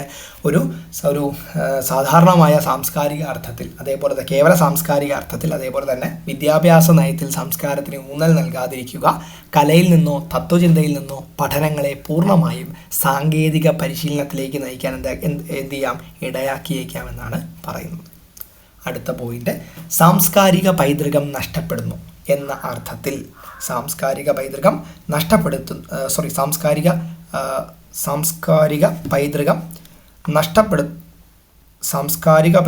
നഷ്ടപ്പെടുന്നു എന്ന അർത്ഥത്തിൽ സാംസ്കാരിക അപചയം ഒരു ന്യൂനപക്ഷ സംസ്കാരത്തെ അടിച്ചമർത്താനുള്ള നിർബന്ധിത സ്വാംശീകരണ നയം മൂലമോ ന്യൂനപക്ഷങ്ങളുടെ സാംസ്കാരിക പൈതൃകത്തിനു വേണ്ട ശ്രദ്ധ നൽകാത്ത വിദ്യാഭ്യാസ നയം മൂലമോ സംഭവിക്കാം. ഇപ്പോൾ ഏറെക്കുറെ നിങ്ങൾക്ക് കാര്യങ്ങൾ മനസ്സിലായി കാണും. എന്താണ്? സാംസ്കാരിക പൈതൃകം നഷ്ടപ്പെടുന്നു എന്ന അർത്ഥത്തിൽ എന്താണ്? സാംസ്കാരിക അപചയം ഒരു ന്യൂനപക്ഷ സംസ്കാരത്തെ അടിച്ചമർത്താനുള്ള നിർബന്ധിത സ്വാംശീകരണ നയം മൂലമോ ന്യൂനപക്ഷങ്ങളുടെ സാംസ്കാരിക പൈതൃകത്തിനു വേണ്ട ശ്രദ്ധ നൽകാത്ത വിദ്യാഭ്യാസ നയം മൂലമോ സംഭവിക്കാം. ഇനി കുറച്ചും കൂടെ പോകുമ്പോൾ ഇത് ഏകദേശമല്ല, ഇത് കറക്റ്റായിട്ട് മനസ്സിലായി എന്നാണ് എൻ്റെ ഒരു അഭിപ്രായം. എൻ്റെ ഒരു മനസ്സിലായെന്നാണ് വിശ്വസിക്കുന്നത്. അടുത്ത പോയിന്റ്, സാംസ്കാരിക അപചയത്തിൻ്റെ കാരണങ്ങൾ നമുക്ക് നോക്കാം. ഒന്ന്, വിദ്യാഭ്യാസത്തിൻ്റെ അഭാവം. ഒരു കുട്ടിക്ക് വിദ്യാഭ്യാസം കറക്റ്റായിട്ട് കിട്ടിയില്ലെങ്കിൽ അവൻ എന്ത് ചെയ്യാം? സാംസ്കാരിക അപചയം സംഭവിക്കും. അടുത്ത്, പരിമിതമായ കലാപരമായ ആവിഷ്കാരം. അടുത്ത്, വിദ്യാഭ്യാസ അവകാശ നിഷേധം. അതും വിദ്യാഭ്യാസത്തിൻ്റെ അഭാവമാണല്ലോ. അടുത്ത്, സംസ്കാരത്തിൻ്റെ അപര്യാപ്തമായ വിലമതിപ്പ്. കലകൾ ആസ്വദിക്കുവാനുള്ള അവകാശം നിഷേധിക്കൽ. സാംസ്കാരിക സ്വത്വത്തിനുള്ള അവകാശം. സാംസ്കാരിക സ്വത്ത് ദുരുപയോഗം ചെയ്യൽ. ശാസ്ത്രത്തിൻ്റെ ആനുകൂല്യങ്ങൾക്കുള്ള അവകാശം നിഷേധിക്കൽ. ജനങ്ങളുടെ സ്വന്തം ഭാഷ ഉപയോഗിക്കുവാനുള്ള അവകാശം നിഷേധിക്കൽ. സാംസ്കാരിക പ്രവർത്തനങ്ങളിൽ ഏർപ്പെടുന്നതിനുള്ള വിരളമായ ഓപ്ഷനുകൾ. സാമൂഹികവും സാംസ്കാരികവുമായ ജീവിതത്തിൽ നിന്ന് വികലാംഗരെ ഒഴിവാക്കൽ. അപ്പോൾ ഇത്രയും കാര്യങ്ങളാണ് നമ്മുടെ സാംസ്കാരിക അപചയത്തിൻ്റെ കാരണങ്ങളെന്ന് പറയുന്നു. ഒന്നുകൂടി പറയാം, വിദ്യാഭ്യാസത്തിൻ്റെ അഭാവം, പരിമിതമായ കലാപരമായ ആവിഷ്കാരം, വിദ്യാഭ്യാസ അവകാശ നിഷേധം, സംസ്കാരത്തിൻ്റെ അപര്യാപ്തപരമായ വിലമതിപ്പ്, കലകൾ ആസ്വദിക്കുവാനുള്ള അവകാശം നിഷേധിക്കൽ, സാംസ്കാരിക സ്വത്വത്തിനുള്ള അവകാശം, സാംസ്കാരിക സ്വത്ത് ദുരുപയോഗം ചെയ്യൽ, ശാസ്ത്രത്തിൻ്റെ ആനുകൂല്യങ്ങൾക്കുള്ള അവകാശം നിഷേധിക്കൽ, ജനങ്ങളുടെ സ്വന്തം ഭാഷ ഉപയോഗിക്കുവാൻ ഉള്ള അവകാശം നിഷേധിക്കൽ, സാംസ്കാരിക പ്രവർത്തനങ്ങളിൽ ഏർപ്പെടുന്നതിനുള്ള വിരളമായ ഓപ്ഷനുകൾ, പിന്നെ ലാസ്റ്റ് പറഞ്ഞതാണ് സാമൂഹികവും സാംസ്കാരികവുമായ ജീവിതത്തിൽ നിന്ന് വികലാംഗരെ ഒഴിവാക്കൽ. അപ്പോൾ അടുത്ത നമ്മുടെ ടോപ്പിക്ക് പറയുന്നത് സാംസ്കാരിക അപചയത്തിൻ്റെ ഫലങ്ങൾ എന്തൊക്കെയാണെന്നാണ്. അപ്പോൾ സാംസ്കാരിക അപചയം ഉണ്ടാകുന്നുവെങ്കിൽ അതിൻ്റെ ഫലങ്ങൾ എന്തൊക്കെയാണെന്ന് നമുക്ക് നോക്കാം. ഒന്നാമത് പറയുന്നത് വംശഹത്യ. രണ്ടാമത് പറയുന്ന പോയിന്റ് എന്താണ്? സാമൂഹിക ബഹിഷ്കരണം. മൂന്നാമത് സാംസ്കാരിക വിപ്ലവം, വംശീയ ശിഥിലീകരണം, സാംസ്കാരിക ശിഥിലീകരണം, മന്ദഗതിയിലുള്ള സാമൂഹികവൽക്കരണം, സംസ്കാരങ്ങളുടെ ഏകീകരണവൽക്കരണം, സാംസ്കാരിക സ്വത്വത്തിൻ്റെ ശോഷണം, വിവിധ സാമൂഹിക ജീവിത രൂപങ്ങളുടെ അഭാവം, ലാസ്റ്റ് എന്തു പറയുന്നു, വ്യക്തിഗത വികസനത്തിൻ്റെ അഭാവം. അപ്പോൾ നമ്മുടെ സാംസ്കാരിക അപചയത്തിൻ്റെ ഫലങ്ങളാണ് എന്തൊക്കെയാണ്? നമ്മൾ സാംസ്കാരിക അപചയത്തിൻ്റെ കാരണങ്ങൾ പറഞ്ഞു. അടുത്ത് പറയുന്നത് എന്താണ്? സാംസ്കാരിക അപചയത്തിൻ്റെ ഫലങ്ങളാണ്. എന്തൊക്കെയാണ്? വംശഹത്യ, സാമൂഹിക ബഹിഷ്കരണം, സാംസ്കാരിക വിപ്ലവം, വംശീയ ശിഥിലീകരണം, സാംസ്കാരിക ശിഥിലീകരണം, മന്ദഗതിയിലുള്ള സാമൂഹികവൽക്കരണം, സംസ്കാരങ്ങളുടെ ഏകീകരണവൽക്കരണം, സാംസ്കാരിക സ്വത്വത്തിൻ്റെ ശോഷണം, വിവിധ സാമൂഹിക ജീവിത രൂപങ്ങളുടെ അഭാവം, വ്യക്തിഗത വികസനത്തിൻ്റെ അഭാവം. അടുത്ത പോയിൻ്റാണ് തൊഴിലാളി വർഗ കുടുംബങ്ങൾ തങ്ങളുടെ കുട്ടികളെ സാധാരണ രീതിക്ക് അനുയോജ്യമാക്കുന്നതിൽ പരാജയപ്പെടുന്നു. അപ്പോൾ എന്താണ്? തൊഴിലാളി വർഗ കുടുംബങ്ങൾ തങ്ങളുടെ കുട്ടികളെ സാധാരണ രീതിക്ക് അനുയോജ്യമാക്കുന്നതിൽ എന്ന് പറയുമ്പോൾ എന്താണ്? അവരെ ആ ഒരു ലൈഫ് എടുത്തു കൊണ്ടുവരുന്നതിൽ എന്ത് ചെയ്യുന്നു? പരാജയപ്പെടുന്നു എന്നാണ് പറയുന്നത്. സാംസ്കാരികമായി അവശരായി വളരുന്ന കുട്ടികളാണിവർ. ആര്? നമ്മുടെ തൊഴിലാളി വർഗത്തിൻ്റെ കുട്ടികൾ. അവരുടെ അധ്യയന വർഷങ്ങളിൽ, ഇതൊക്കെ നമ്മുടെ ആ ഒരു പണ്ടത്തെ അത് വെച്ചാണ് അവർ പറയുന്നത്. അപ്പോൾ അവരുടെ അധ്യയന വർഷങ്ങളിൽ വിജയിക്കുന്നതിന് ആവശ്യമായ ശരിയായ ഉപകരണങ്ങളില്ല. സാംസ്കാരിക ഉപകരണങ്ങളുടെ അഭാവം കാരണം അവർ സ്കൂളിൽ പിന്നോട്ട് പോകുന്നു. അപ്പോൾ കറക്റ്റായിട്ട് മനസ്സിലാക്കി കാണുന്നത് എന്താണ്? തൊഴിലാളി വർഗ കുടുംബങ്ങൾ തങ്ങളുടെ കുട്ടികളെ എന്ത് ചെയ്യില്ല? സാധാരണ രീതിക്ക് അനുയോജ്യമാക്കുന്നതിൽ എന്ത് ചെയ്യുന്നു? അവർ പരാജയപ്പെട്ടു പോകുന്നു. പല കാരണങ്ങൾ കൊണ്ടാകാം. അടുത്തെന്താണ്? സാംസ്കാരികമായി അവശരായി വളരുന്ന കുട്ടികൾ ആണിവർ. ഏത് കുട്ടികളാണ്? നമ്മുടെ തൊഴിലാളി വർഗത്തിൻ്റെ കുട്ടികൾ.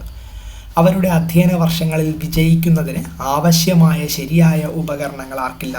നമ്മുടെ തൊഴിലാളി വർഗത്തിലുള്ള ആ ഒരു കുട്ടികൾക്ക് ഇല്ല. സാംസ്കാരിക ഉപകരണങ്ങളുടെ അഭാവം കാരണം അവർ എന്ത് ചെയ്യുന്നു? സ്കൂളിൽ പിന്നോട്ട് പോകുന്നു.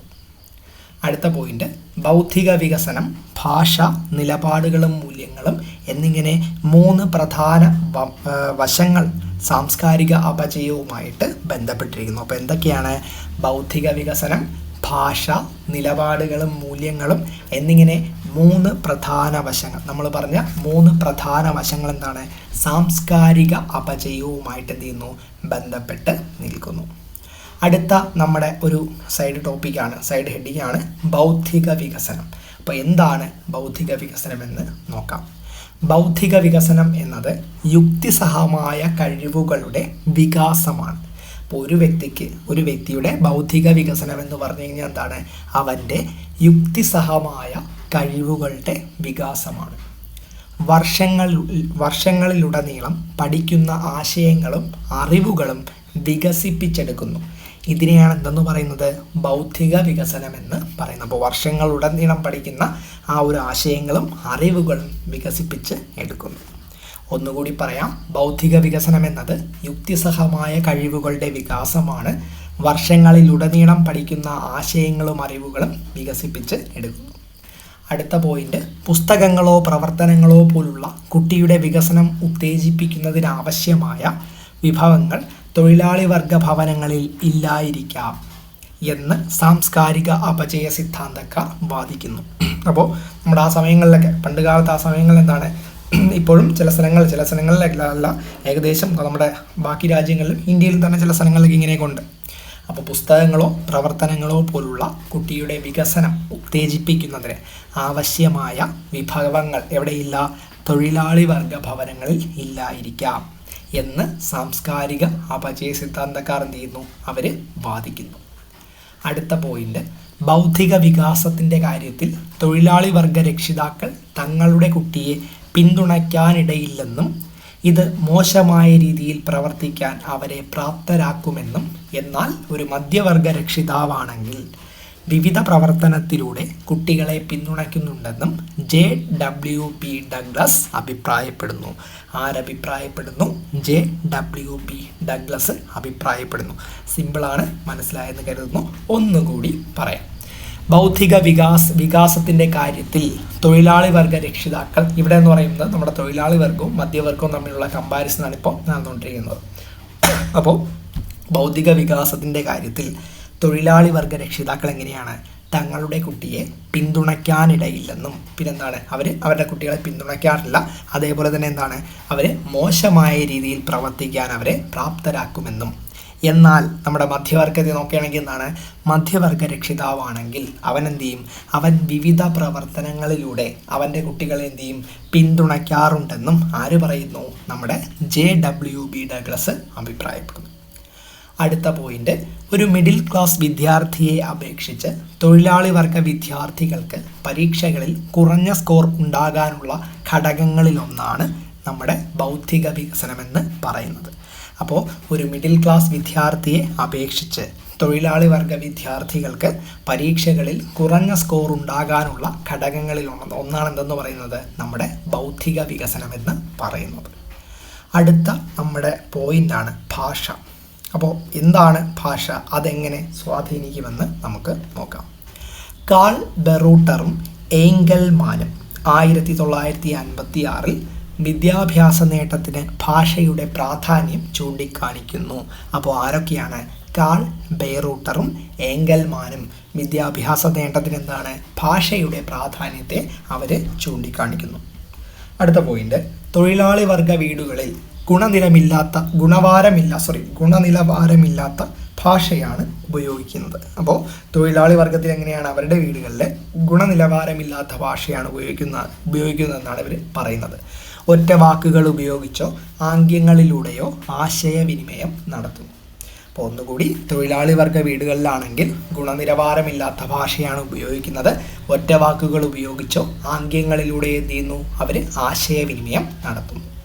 അടുത്ത പോയിന്റ് പറയുന്നത്, അതിൻ്റെ ഫലമായി എന്ത് ചെയ്യുന്നു, കുട്ടികൾ അമൂർത്ത ചിന്താശേഷി ഉള്ളവരായി വളരുകയും വിശദീകരിക്കാനോ വിവരിക്കാനോ താരതമ്യം ചെയ്യാനോ ഭാഷ ഉപയോഗിക്കാനോ കഴിയാതെ വരികയും ചെയ്യുന്നു. ഇതുമൂലം സ്കൂൾ അവർക്ക് നൽകുന്ന ന്യായമായ അവസരങ്ങൾ പ്രയോജനപ്പെടുത്താനും കഴിയുന്നില്ല. ആർക്ക് നൽകുന്നതാണ്, നമ്മുടെ തൊഴിലാളി വർഗത്തിലെ കുട്ടികൾക്ക് കിട്ടുന്ന കാര്യങ്ങൾ അവർക്ക് എന്ത് ചെയ്യാൻ പറ്റില്ല, കറക്റ്റായിട്ട് അവർക്കത് യൂസ് ചെയ്യാൻ പറ്റില്ല. ഈ പോയിന്റ് ഒന്നുകൂടി വായിക്കാം. ഏതിൻ്റെ ഫലമായി നമ്മുടെ വീടുകളിൽ തൊഴിലാളി വർഗത്തിലെ കുട്ടികളുടെ ആ ഒരു ശൈലി, അപ്പോൾ അതിൻ്റെ ഫലമായിട്ട് കുട്ടികൾ എന്ത് ചെയ്യുന്നു, നമ്മുടെ രക്ഷിതാക്കളുടെ ആ ഒരു സംസാര ശൈലിയുടെ ഭാഗമായിട്ട് കുട്ടികൾ എന്ത് ചെയ്യുന്നു, അമൂർത്ത ചിന്താശേഷി ഉള്ളവരായി വളരുകയും വിശദീകരിക്കാനോ വിവരിക്കാനോ താരതമ്യം ചെയ്യാനോ ഭാഷ ഉപയോഗിക്കാനോ കഴിയാതെ വരികയും ചെയ്യുന്നു. ഇതുമൂലം നമ്മുടെ സ്കൂൾ അവർക്ക് നൽകുന്ന ന്യായമായ അവസരങ്ങൾ ആർക്ക് പ്രയോജനപ്പെടുത്താൻ കഴിയുന്നില്ല, നമ്മുടെ തൊഴിലാളി വർഗ കുട്ടികൾക്ക് എന്ത് ചെയ്യാൻ പറ്റുന്നില്ല, പ്രയോജനപ്പെടുത്താൻ കഴിയുന്നില്ല എന്നാണ് പറയുന്നത്. അടുത്ത പോയിന്റ്, സംസാരിക്കുന്ന ഭാഷയുടെ രൂപങ്ങൾ അവരുടെ പഠന പ്രക്രിയയിൽ പരിസ്ഥിതിയുമായുള്ള പ്രത്യേകതരം ബന്ധം ആരംഭിക്കുകയും സാമാന്യവൽക്കരിക്കുകയും ശക്തിപ്പെടുത്തുകയും ചെയ്യുന്നതിലൂടെ വ്യക്തിഗത പ്രാധാന്യമുള്ള രൂപങ്ങൾ സൃഷ്ടിക്കുകയും ചെയ്യുന്നു എന്നാരഭിപ്രായപ്പെട്ടു, ബേൺസ്റ്റൈന് അഭിപ്രായപ്പെട്ടു. അപ്പോൾ അഭിപ്രായപ്പെട്ട സ്റ്റെയിൻ അഭിപ്രായപ്പെട്ടു. ഒന്നുകൂടി പറയാം, സംസാരിക്കുന്ന ഭാഷയുടെ രൂപങ്ങൾ അവരുടെ പഠന പ്രക്രിയയിൽ പരിസ്ഥിതിയുമായിട്ടുള്ള പ്രത്യേകതരം ബന്ധം ആരംഭിക്കുകയും സാമാന്യവൽക്കരിക്കുകയും ശക്തിപ്പെടുത്തുകയും ചെയ്യുന്നതിലൂടെ വ്യക്തിഗത പ്രാധാന്യമുള്ള രൂപങ്ങൾ സൃഷ്ടിക്കപ്പെടുകയും ചെയ്യുന്നു എന്നഭിപ്രായപ്പെട്ടത് ആരാണ്, നമ്മുടെ ബേൺസ്റ്റൈനാണ്. സിമ്പിൾ വാക്കാണ്, സിമ്പിളായിട്ട് മനസ്സിലായല്ലോ. അടുത്ത പോയിന്റ്, ഇത് അർത്ഥമാക്കുന്നത് വ്യത്യസ്ത സമൂഹങ്ങളിൽ നാം ഭാഷ ഉപയോഗിക്കുന്ന രീതിയാണ്. ഇതുമായിട്ട് ബന്ധമില്ല എങ്കിലും ജസ്റ്റ് എന്ന് പറയാം. തിരുവനന്തപുരത്തുകാരും നമ്മുടെ കാസർഗോഡുകാരും വേറെ നമ്മുടെ സംസ്ഥാനത്തിലുള്ളവരൊക്കെ നമ്മുടെ ഉപയോഗിക്കുന്ന ഭാഷയുണ്ടല്ലോ, ഓരോ സ്ലാങ്ങിന് പല സ്ലാങ് ഉണ്ടല്ലോ, അതാണ് ഉപയോഗിക്കുന്നത്. ഒരു വ്യക്തി ഉപയോഗിക്കുന്ന ഭാഷ തീർച്ചയായും അവരുടെ സാമൂഹിക ഐഡൻറ്റിറ്റിയെ പ്രതീകപ്പെടുത്തുന്നു. അപ്പോൾ ഒരു വ്യക്തി, ഇപ്പോൾ നമ്മൾ ഉപയോഗിക്കുന്ന ഭാഷ തീർച്ചയായും എന്താണ്, നമ്മളുടെ ഏത് വ്യക്തിയാണോ അവൻ്റെ സാമൂഹിക ഐഡൻറ്റിറ്റിയെ പ്രതീകപ്പെടുത്തുന്നു. മനസ്സിലായല്ലോ. അപ്പോൾ ഇത് അർത്ഥമാക്കുന്നത് എന്താണ്, വ്യത്യസ്ത സമൂഹങ്ങളിൽ നാം ഭാഷ ഉപയോഗിക്കുന്ന രീതിയാണ്. ഒരു വ്യക്തി ഉപയോഗിക്കുന്ന ഭാഷ തീർച്ചയായും ആ ഭാഷ വെച്ച് എന്തറിയാൻ പറ്റും, അവൻ്റെ സാമൂഹിക ഐഡൻറ്റിറ്റി എന്ത് ചെയ്യാൻ പറ്റും, നമുക്ക് അറിയാൻ പറ്റും. അടുത്ത പോയിന്റ്, ബേൺസ്റ്റൈൻ 2 തരത്തിലുള്ള സംഭാഷണ കോഡുകളെ കുറിച്ച് വിശകലനം ചെയ്യുന്നു. അപ്പോൾ നമ്മുടെ ബേൺസ്റ്റൈൻ എത്ര സംഭാഷണ കോഡുകളെക്കുറിച്ച് വിശകലനം ചെയ്യുന്നു 2 സംഭാഷണ കോഡുകളെക്കുറിച്ച് നമ്മുടെ ബേൺസ്റ്റൈന് വിശകലനം ചെയ്യുന്നു. അതിലൊന്നാമത്തേത് ഏതാണ്? നിയന്ത്രണ കോഡാണ്. രണ്ടാമത്തേത് വിപുലമായ കോഡാണ്. അപ്പോൾ എന്താണ് നിയന്ത്രണ കോഡെന്ന് നോക്കാം. തൊഴിലാളി വർഗം ഉപയോഗിക്കുന്നു. അടിസ്ഥാന പദാവലി ഉപയോഗിക്കുന്നതും ചെറിയ വാക്യങ്ങളെ അടിസ്ഥാനമാക്കിയുള്ളതും നന്നായി വിശകലനം ചെയ്തിട്ടില്ലാത്തതുമാണ് നമ്മുടെ നിയന്ത്രണ കോഡെന്ന് പറയുന്നത്. മനസ്സിലായെന്ന് കരുതുന്നു. അപ്പോൾ നിയന്ത്രണ കോഡെന്ന് പറയുമ്പോൾ നമ്മുടെ തൊഴിലാളി വർഗം ഉപയോഗിക്കുന്ന വാക്കാണ്, അല്ലെങ്കിൽ നമ്മുടെ സംഭാഷണ രീതിയാണ് നമ്മുടെ നിയന്ത്രണ കോഡെന്ന് പറയുന്നത്. അടിസ്ഥാന പദാവലി ഉപയോഗിക്കുന്നതും ചെറിയ വാക്യങ്ങളെ അടിസ്ഥാനമാക്കിയുള്ളതും നന്നായി വിശകലനം ചെയ്തിട്ടില്ലാത്തതുമാണ് നിയന്ത്രണ കോഡെന്ന് പറയുന്നത്. ആരുപയോഗിക്കുന്നു? തൊഴിലാളി വർഗം ഉപയോഗിക്കുന്നു. അടുത്ത പോയിന്റ്, അല്ലെങ്കിൽ രണ്ടാമത്തെ സംഭാഷണ കോഡാണെന്ത്? വിപുലമായ കോഡ്. അപ്പോൾ വിപുലമായ കോഡ് ആരുപയോഗിക്കുന്നതായിരിക്കും? ഇത് മധ്യവർഗം ഉപയോഗിക്കുന്നതാണ്. ഇതിന് വിശാല പദാവലിയും ദൈർഘ്യമേറിയ വാക്യങ്ങളുമുണ്ട്. മനസ്സിലായല്ലോ. ഇപ്പോൾ വിപുലമായ കോഡ് ഉപയോഗിക്കുന്നത് മധ്യവർഗമാണ്. അപ്പോൾ അതിനെന്തുണ്ട്? വിശാല പദാവലിയുമുണ്ട്, ദൈർഘ്യമേറിയ വാക്യങ്ങളുമുണ്ട്. അപ്പോൾ മനസ്സിലായല്ലോടാ. അപ്പോൾ നമ്മുടെ ബേൺസ്റ്റൈൻ്റെ 2 തരത്തിലുള്ള സംഭാഷണ കോഡുകളാണ് നിയന്ത്രണ കോഡും വിപുലമായ കോഡും. ഓക്കെ ആണല്ലോ. ഓക്കെ, അടുത്ത നമ്മുടെ ഒരു ചെറിയൊരു ടോപ്പിക്കാണ് നിലപാടുകളും മൂല്യങ്ങളും. അപ്പോൾ എന്താണ് ഒന്നാമത്തെ പോയിന്റ് പറയുന്നത്? മാതാപിതാക്കളുടെ മനോഭാവവും മൂല്യങ്ങളും കുട്ടികളുടെ വിദ്യാഭ്യാസ നേട്ടത്തെ സ്വാധീനിക്കുന്ന ഘടകങ്ങളിൽ ഒന്നാണ്.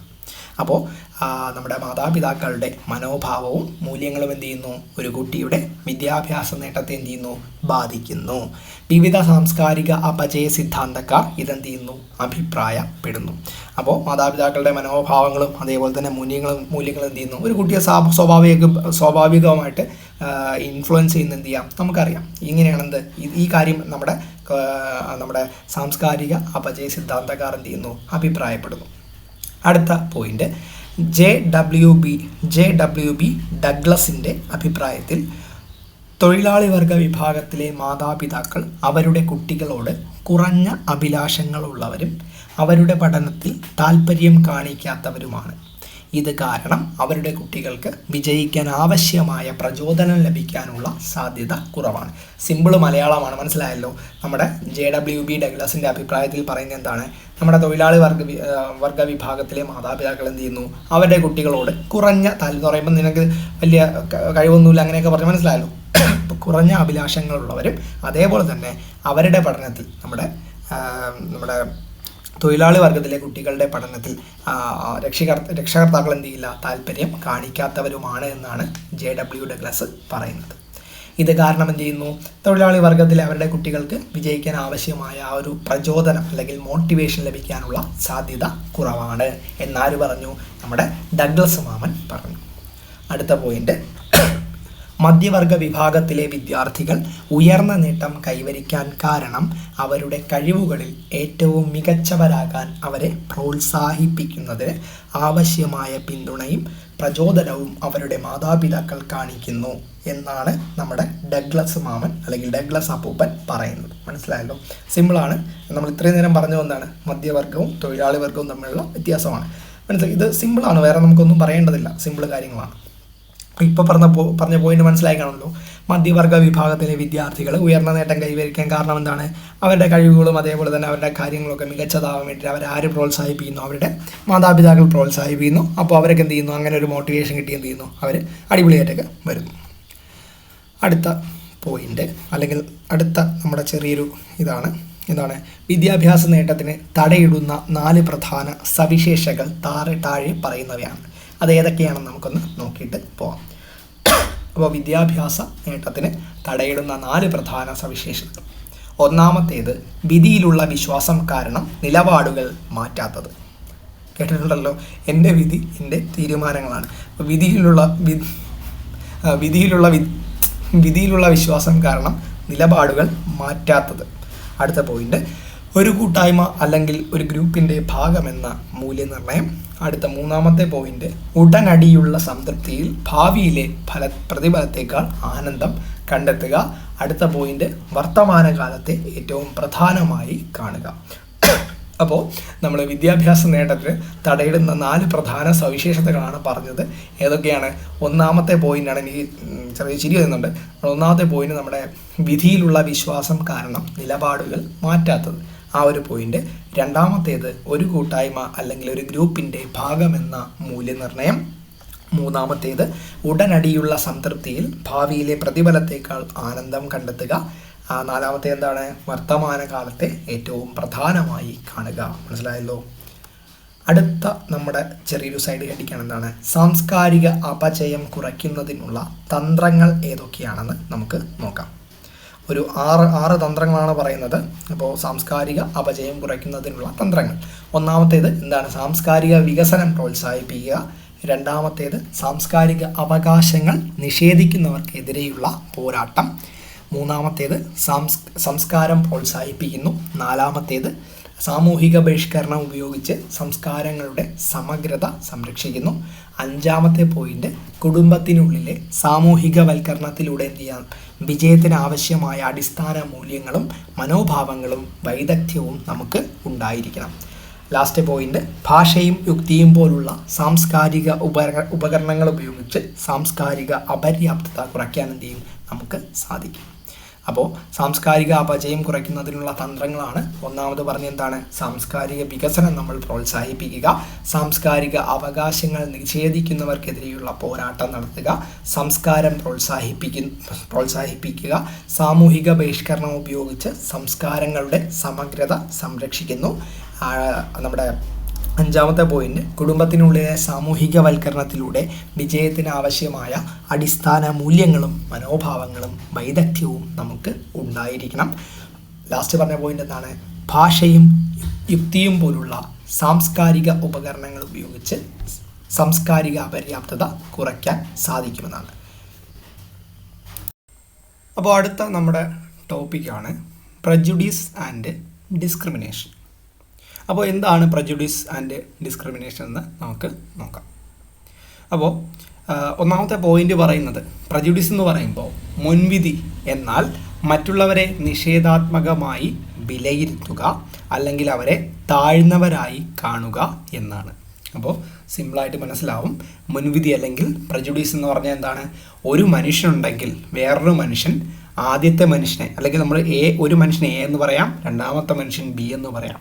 എ എന്ന് പറയുന്ന ഒരു മനുഷ്യൻ മുൻവിധിയോടുകൂടി ബി എന്ന് പറയുന്ന മനുഷ്യനെ അവൻ താഴ്ന്നതായി ഉള്ള ഒരു മാനം ഉണ്ടല്ലോ, ആ ഒരു മാനത്തെയാണ് നമ്മുടെ പ്രജുഡൈസ് എന്ന് പറയുന്നത്. മുൻവിധി അനുസരിച്ചുള്ള കാര്യങ്ങൾ തീരുമാനിക്കൽ. മനസ്സിലായല്ലോ.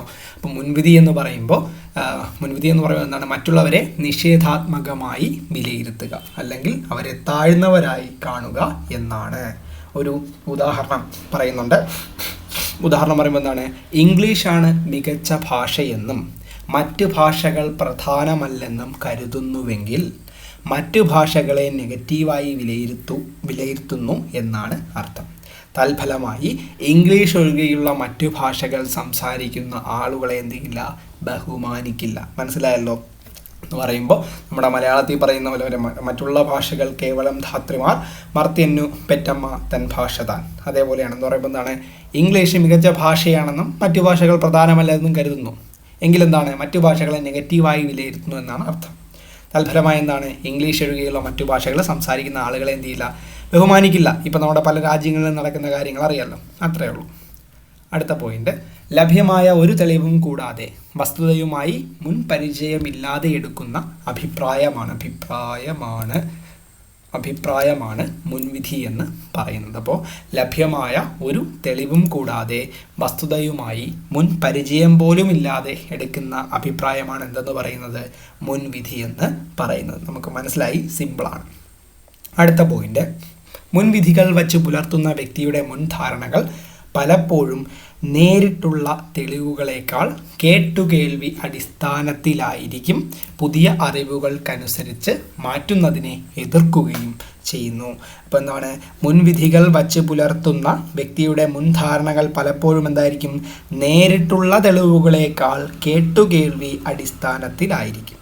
അപ്പോൾ നേരിട്ടുള്ള തെളിവ് ആയിരിക്കില്ല അവർ മുൻഗണന എടുക്കുന്നത്, എന്തായിരിക്കും, അവർ കേട്ടുകേൾവി അനുസരിച്ചായിരിക്കും അവർ നമ്മുടെ കാര്യങ്ങൾ തീരുമാനിക്കുന്നത്. മനസ്സിലായല്ലോ. പുതിയ അറിവുകൾക്കനുസരിച്ച് മാറ്റുന്നതിനെ എതിർക്കുകയും ചെയ്യുന്നു. അപ്പോൾ പുതിയ അറിവുകൾക്കനുസരിച്ച് പുതിയ കാര്യങ്ങൾ ഉൾക്കൊള്ളേണ്ട സ്ഥലങ്ങൾ എന്ത് ചെയ്യും, അവരതിനെ എതിർക്കും. മനസ്സിലായല്ലോ. സിമ്പിളായിട്ട് പറഞ്ഞ് നമ്മൾ ആദ്യത്തെ ഉദാഹരണം മാത്രം മതി ഇത് മനസ്സിലാകും. അടുത്ത പോയിന്റ്, മുൻധാരണകൾ ഗുണാത്മകവും ഋണാത്മകവും ആകാം. അപ്പോൾ മുൻധാരണകൾ എന്ന് പറയുമ്പോൾ എങ്ങനെയാവാം, ചിലപ്പോൾ ഗുണാത്മകവുമാകാം, എന്നാൽ എന്താണ്, ചില സമയത്ത് ഋണാത്മകവും ആകാം. ഒരു ഉദാഹരണം പറയുന്നത്, ഒരു വ്യക്തി ഒരു തെളിവുമില്ലാതെ തൻ്റെ ജാതിയിലെയോ സംഘത്തിലെയോ അംഗങ്ങൾ മറ്റു ജാതിയിലെയോ സംഘത്തിലെയോ അംഗങ്ങളെക്കാൾ ഉയർന്നതാണ് എന്ന് മുൻധാരണ വച്ചു പുലർത്തുന്നത് അനുകൂലാത്മക മുൻവിധി എന്നാണ് പറയുന്നത്. അപ്പോൾ എന്താണ്, ഒരു വ്യക്തി ഒരു തെളിവുമില്ല തൻ്റെ ജാതിയിലെയോ സംഘത്തിലെയോ അംഗങ്ങൾ മറ്റു ജാതിയിലെയോ സംഘത്തിലെയോ അംഗങ്ങളെക്കാൾ ഉയർന്നതാണ്, അറിയാമല്ലോ, ഞാൻ ഓവർ പറയണ്ടല്ലോ, അപ്പോൾ ഉയർന്നതാണ് എന്ന് മുൻധാരണ വച്ചു പുലർത്തുന്നത് എന്താണ്, ഇതിനൊരു ഉദാഹരണം അനുകൂലാത്മക മുൻവിധിയാണ്. മനസ്സിലായല്ലോ. ഇതാണ് ഇവിടെ പറയുന്നത്. മനസ്സിലായല്ലോ, ഇത്രയുള്ളൂ, വേറെ ഒന്നുമില്ല. അടുത്ത പോയിന്റ്, ഒരു സംഘം ആളുകളുടെ ഉറച്ചതും മാറ്റമില്ലാത്തതുമായ സ്ഥിര രൂപ സ്വഭാവ രീതികളാണ് മുൻധാരണകളുടെ അടിസ്ഥാനം. അപ്പോൾ ഒരു സംഘം ആളുകൾ, നമ്മുടെ സൊസൈറ്റി തന്നെ നോക്കിയാൽ മതി, ഈ പറയുന്ന കുറേ ഉദാഹരണങ്ങൾ നമുക്ക് മനസ്സിലാവും. ഒരു സംഘം ആളുകളുടെ ഉറച്ചതും മാറ്റമില്ലാത്തതുമായ സ്ഥിരരൂപ സ്വഭാവ രീതികളാണ് മുൻധാരണകളുടെ അടിസ്ഥാനമെന്നാണ് പറയുന്നത്.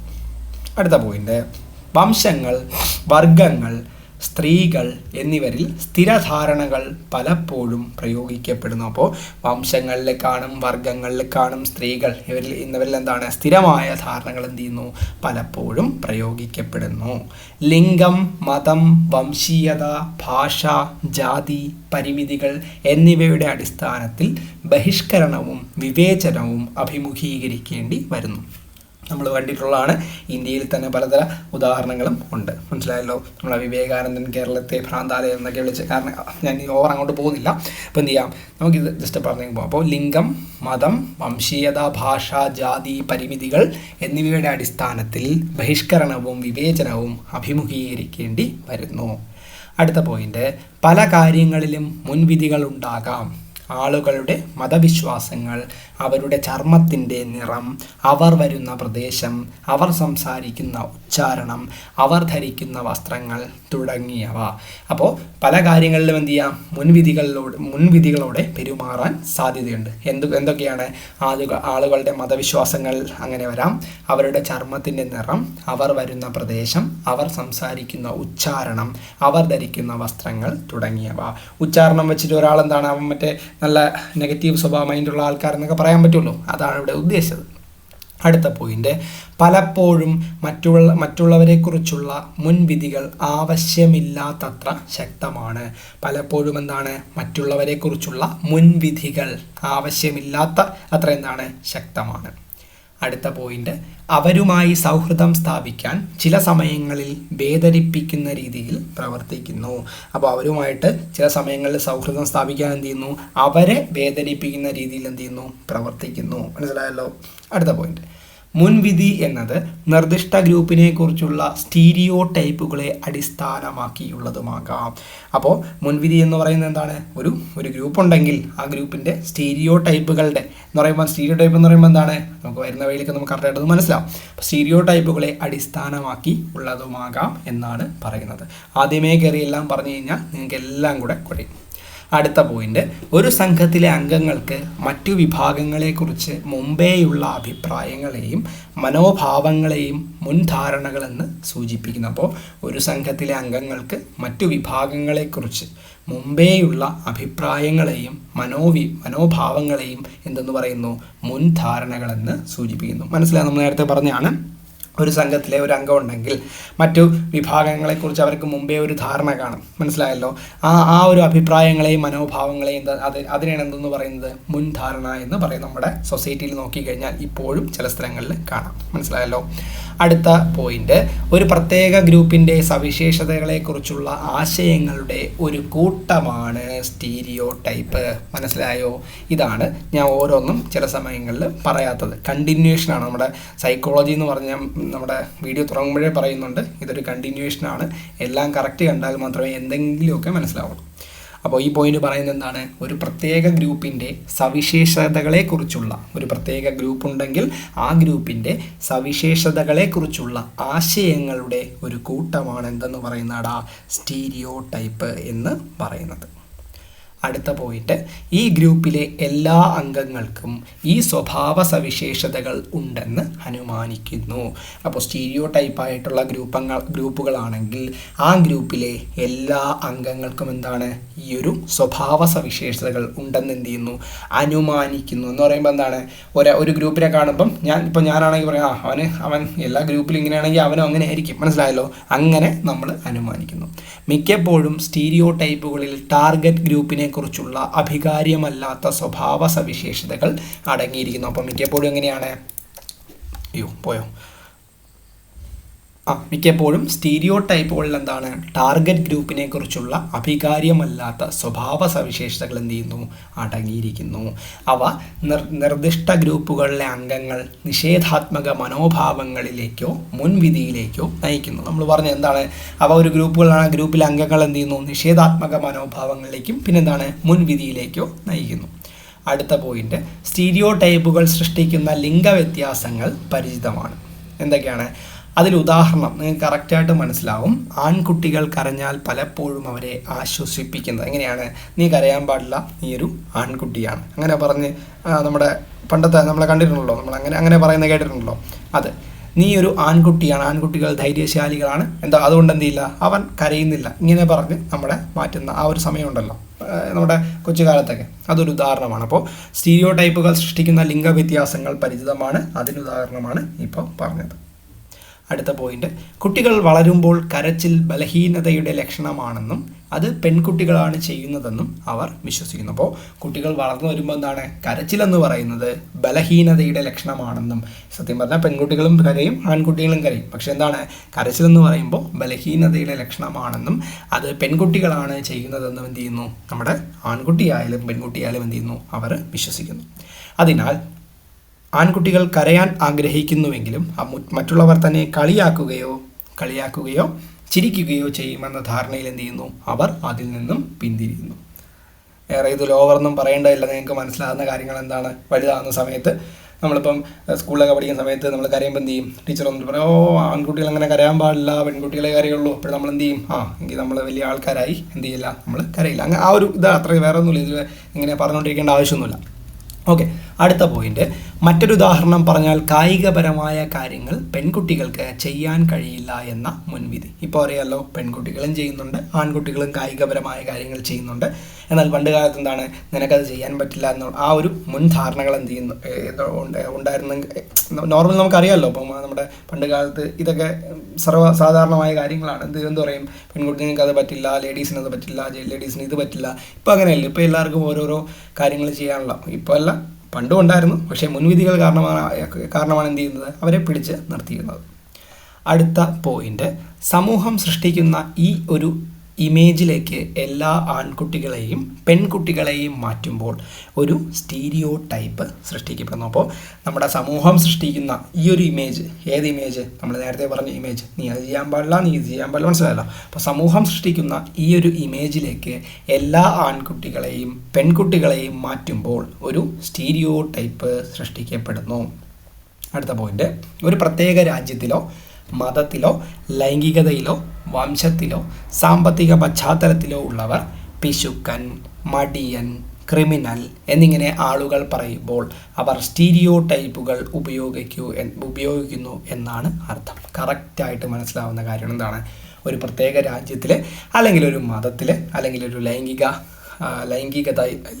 വംശത്തിൽ അല്ലെങ്കിൽ സാമ്പത്തിക പശ്ചാത്തലത്തിൽ ഉള്ളവർ ഒരു ഗ്രൂപ്പിന് എന്ത് പറയും? പിശുക്കൻ എന്ന് പറയാം, മടിയൻ എന്ന് പറയും, ക്രിമിനൽ എന്ന് പറയും എന്നിങ്ങനെ ഒരു ആളുകൾ പറയുകയാണെങ്കിൽ അവരെന്തെന്ന് പറയാം?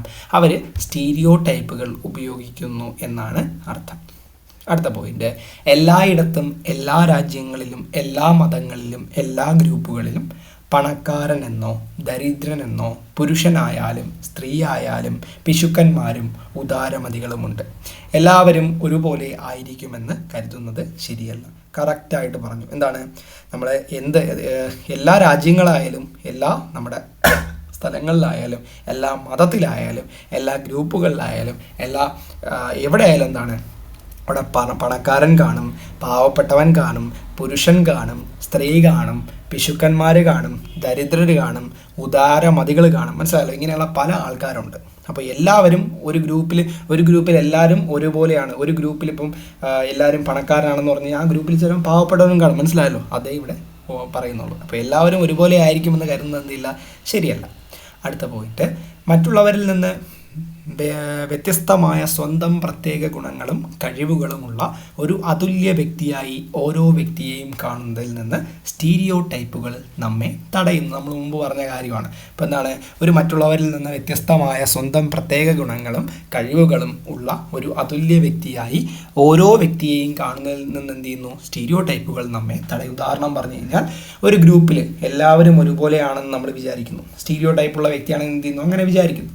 പക്ഷേ അതിൻ്റെ അകത്ത് തന്നെ നല്ല കഴിവുള്ള ആൾക്കാരാണ്, നല്ല കഴിവില്ലാത്ത ആൾക്കാരും കാണും. പക്ഷേ ഇങ്ങനെ നമുക്ക് വേറിട്ട് കാണാൻ പറ്റുന്നില്ല. അതിന് കാര്യം എന്താണ്, നമ്മുടെ സ്റ്റീരിയോ ടൈപ്പുകൾ കാരണമാണ്. മനസ്സിലായല്ലോ? നല്ല കഴിവുള്ളവരെ നമുക്ക് എന്ത് ചെയ്യാൻ പറ്റില്ല, കാണാൻ പറ്റില്ല. കാരണം നമ്മുടെ ഉള്ളിൽ സ്റ്റീരിയോ ടൈപ്പ് ഉള്ളതുകൊണ്ടാണ്. അടുത്ത പോയിന്റ്, മുൻവിധി വിവേചനമായി വിവർത്തനം ചെയ്യപ്പെട്ടേക്കാം. അതിലൂടെ ആളുകൾ അവർ ഇഷ്ടപ്പെടുന്ന മറ്റൊരു ഗ്രൂപ്പുമായി താരതമ്യപ്പെടുത്തുമ്പോൾ ഒരു പ്രത്യേക ടാർഗറ്റ് ഗ്രൂപ്പിനോട് പോസിറ്റീവായി പെരുമാറും. അപ്പോൾ മുൻവിധി എന്ന് പറയുന്ന സാധനം എന്താണ്, അതിന് നമുക്ക് ഒരു വിവേചനമായിട്ട് കരുതാം. കാരണം പല ഗ്രൂപ്പുകളെ നമുക്ക് എന്ത് ചെയ്യാം, മുൻവിധി വെച്ചിട്ട് അത് കൊള്ളില്ല, ഇത് കൊള്ളില്ല, അത് കൊള്ളാം, ഇത് കൊള്ളാം എന്നൊക്കെ നമുക്ക് പറയാമല്ലോ. അപ്പോൾ അതിലൂടെ നമുക്ക് എന്താണ്, ആളുകൾ അവർ ഇഷ്ടപ്പെടുന്ന മറ്റു ഗ്രൂപ്പുമായി താരതമ്യപ്പെടുത്തുമ്പോൾ ഈ ഗ്രൂപ്പ് കൊള്ളില്ല, ആ ഗ്രൂപ്പ് കൊള്ളാം, ഈ ഗ്രൂപ്പ് ചെറിയ ഗ്രൂപ്പ്, പാവപ്പെട്ടവരുടെ ഗ്രൂപ്പ്, ആ ഗ്രൂപ്പ് വലിയ ഗ്രൂപ്പ്, പണക്കാരുടെ ഗ്രൂപ്പ്, ഇങ്ങനെയൊക്കെ താരതമ്യപ്പെടുത്തുമ്പോൾ ഒരു പ്രത്യേക ടാർഗറ്റ് ഗ്രൂപ്പിനോട് പോസിറ്റീവായി പെരുമാറുന്നു. അവർക്ക് ഇഷ്ടപ്പെട്ട ഗ്രൂപ്പിനോട് എന്ത് ചെയ്യുന്നു, അവർ ഇഷ്ടപ്പെട്ട രീതിയിൽ എന്ത് ചെയ്യുന്നു, പെരുമാറുന്നു. ഉദാഹരണം പറയുന്നത്, വംശത്തിൻ്റെയും സാമൂഹിക വർഗത്തിൻ്റെയും ജാതിയുടെയും അടിസ്ഥാനത്തിലുള്ള വിവേചനം. മനസ്സിലായല്ലോ? സിമ്പിളാണ്.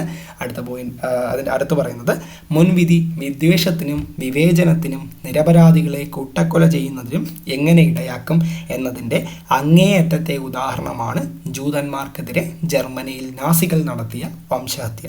നമ്മുടെ ഹിറ്റ്ലറിൻ്റെ നേതൃത്വത്തിൽ അറിയാമല്ലോ അന്ന് നടന്ന പൈശാചികമായ കാര്യങ്ങൾ. അത് എന്താണ്, ഞാൻ മുമ്പ് പറഞ്ഞ നമ്മുടെ പോയിന്റിൻ്റെ കറക്റ്റ് ഉദാഹരണമാണ്. ഇത്രേ നമുക്ക് പറയുന്നുള്ളൂ. മനസ്സിലായല്ലോ? സിമ്പിളായിട്ട് ഈ ഒരു ഉദാഹരണം വെച്ച് നമുക്ക് മനസ്സിലാവും. അടുത്ത പോയിന്റ്, വിവേചനത്തിൻ്റെ രൂപത്തിൽ കാണിക്കാതെ തന്നെ മുൻവിധികൾ നിലനിൽക്കും. അപ്പോൾ ഒരു വിവേചനത്തിൻ്റെ രൂപത്തിൽ കാണിക്കാതെ തന്നെ എന്ത് ചെയ്യും, മുൻവിധികൾ നിലനിൽക്കും. അതുപോലെ മുൻവിധികളില്ലാതെ വിവേചനം കാണിക്കാം. ഇപ്പോൾ മുൻവിധികളില്ലാതെ തന്നെ നമുക്കറിയാമല്ലോ, ഒരു മുൻവിധി ഇല്ലാതെ തന്നെ എന്ത് ചെയ്യാം, നമുക്ക് വിവേചനം കാണിക്കാം. എങ്കിലും മുൻവിധിയും വിവേചനവും പലപ്പോഴും ഒരുമിച്ച് പോകും. എന്നാൽ എന്താണ്, ചില സമയങ്ങളിലല്ല, മിക്കവാറും സമയങ്ങളിൽ എന്താണ്, ഒരു മുൻവിധിയും കാണും, ഒരു വിവേചനവും കാണും. സിമ്പിളാണ്. ഒന്നുകൂടി പറയാം, വിവേചനത്തിൻ്റെ രൂപത്തിൽ കാണിക്കാതെ തന്നെ മുൻവിധികൾ നിലനിൽക്കും. അതുപോലെ മുൻവിധികളില്ലാതെ വിവേചനം കാണിക്കാനും പറ്റും. എന്നാലും എന്താണ്, നമ്മളെ മുൻവിധിയും കാണും, വിവേചനവും മിക്കവാറും ഒരുമിച്ചായിരിക്കും പോകുന്നത്. അടുത്ത പോയിന്റ്, മുൻവിധിയും വിവേചനവും നിലനിൽക്കുന്നിടത്തെല്ലാം ഒരേ സമൂഹത്തിലെ ഗ്രൂപ്പുകൾക്കിടയിൽ സംഘർഷങ്ങൾ ഉണ്ടാകാനുള്ള സാധ്യത വളരെ കൂടുതലാണ്. അപ്പോൾ മുൻവിധിയും വിവേചനവും ഉണ്ടെങ്കിൽ എന്താണ്, ഒരേ സമൂഹത്തിലെ ഗ്രൂപ്പുകൾ ഉണ്ടെങ്കിൽ അവർക്കിടയിൽ എന്ത് ചെയ്യാം, സംഘർഷങ്ങൾ ഉണ്ടാകാനുള്ള സാധ്യത കൂടുതലാണ്. എങ്ങനെയാണ്, ഒരുത്തൻ അതെന്ന് പറയും, ഒരുത്തൻ ഇതെന്ന് പറയും, അത് കൊള്ളാമെന്ന് പറയും, ഇത് കൊള്ളാം. മനസ്സിലായി? അത്രയേ ഉള്ളൂ.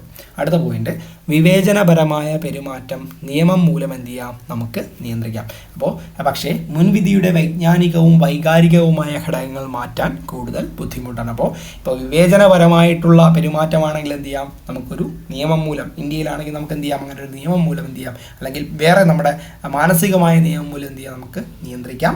പക്ഷേ മുൻവിധിയുടെ വൈജ്ഞാനികവും വൈകാരികവുമായ, നമുക്ക് വൈകാരികമായ ഘടകങ്ങൾ എന്ത് ചെയ്യാം, നമുക്ക് മനസ്സിൽ കയറ്റി ഒരാളെ മാറ്റാൻ പറ്റുമോ, പറ്റൂല. അപ്പോൾ അങ്ങനെയുള്ള കാര്യങ്ങൾ എന്ത് ചെയ്യില്ല, നമുക്ക് മാറ്റാൻ വളരെ ബുദ്ധിമുട്ടാണ്.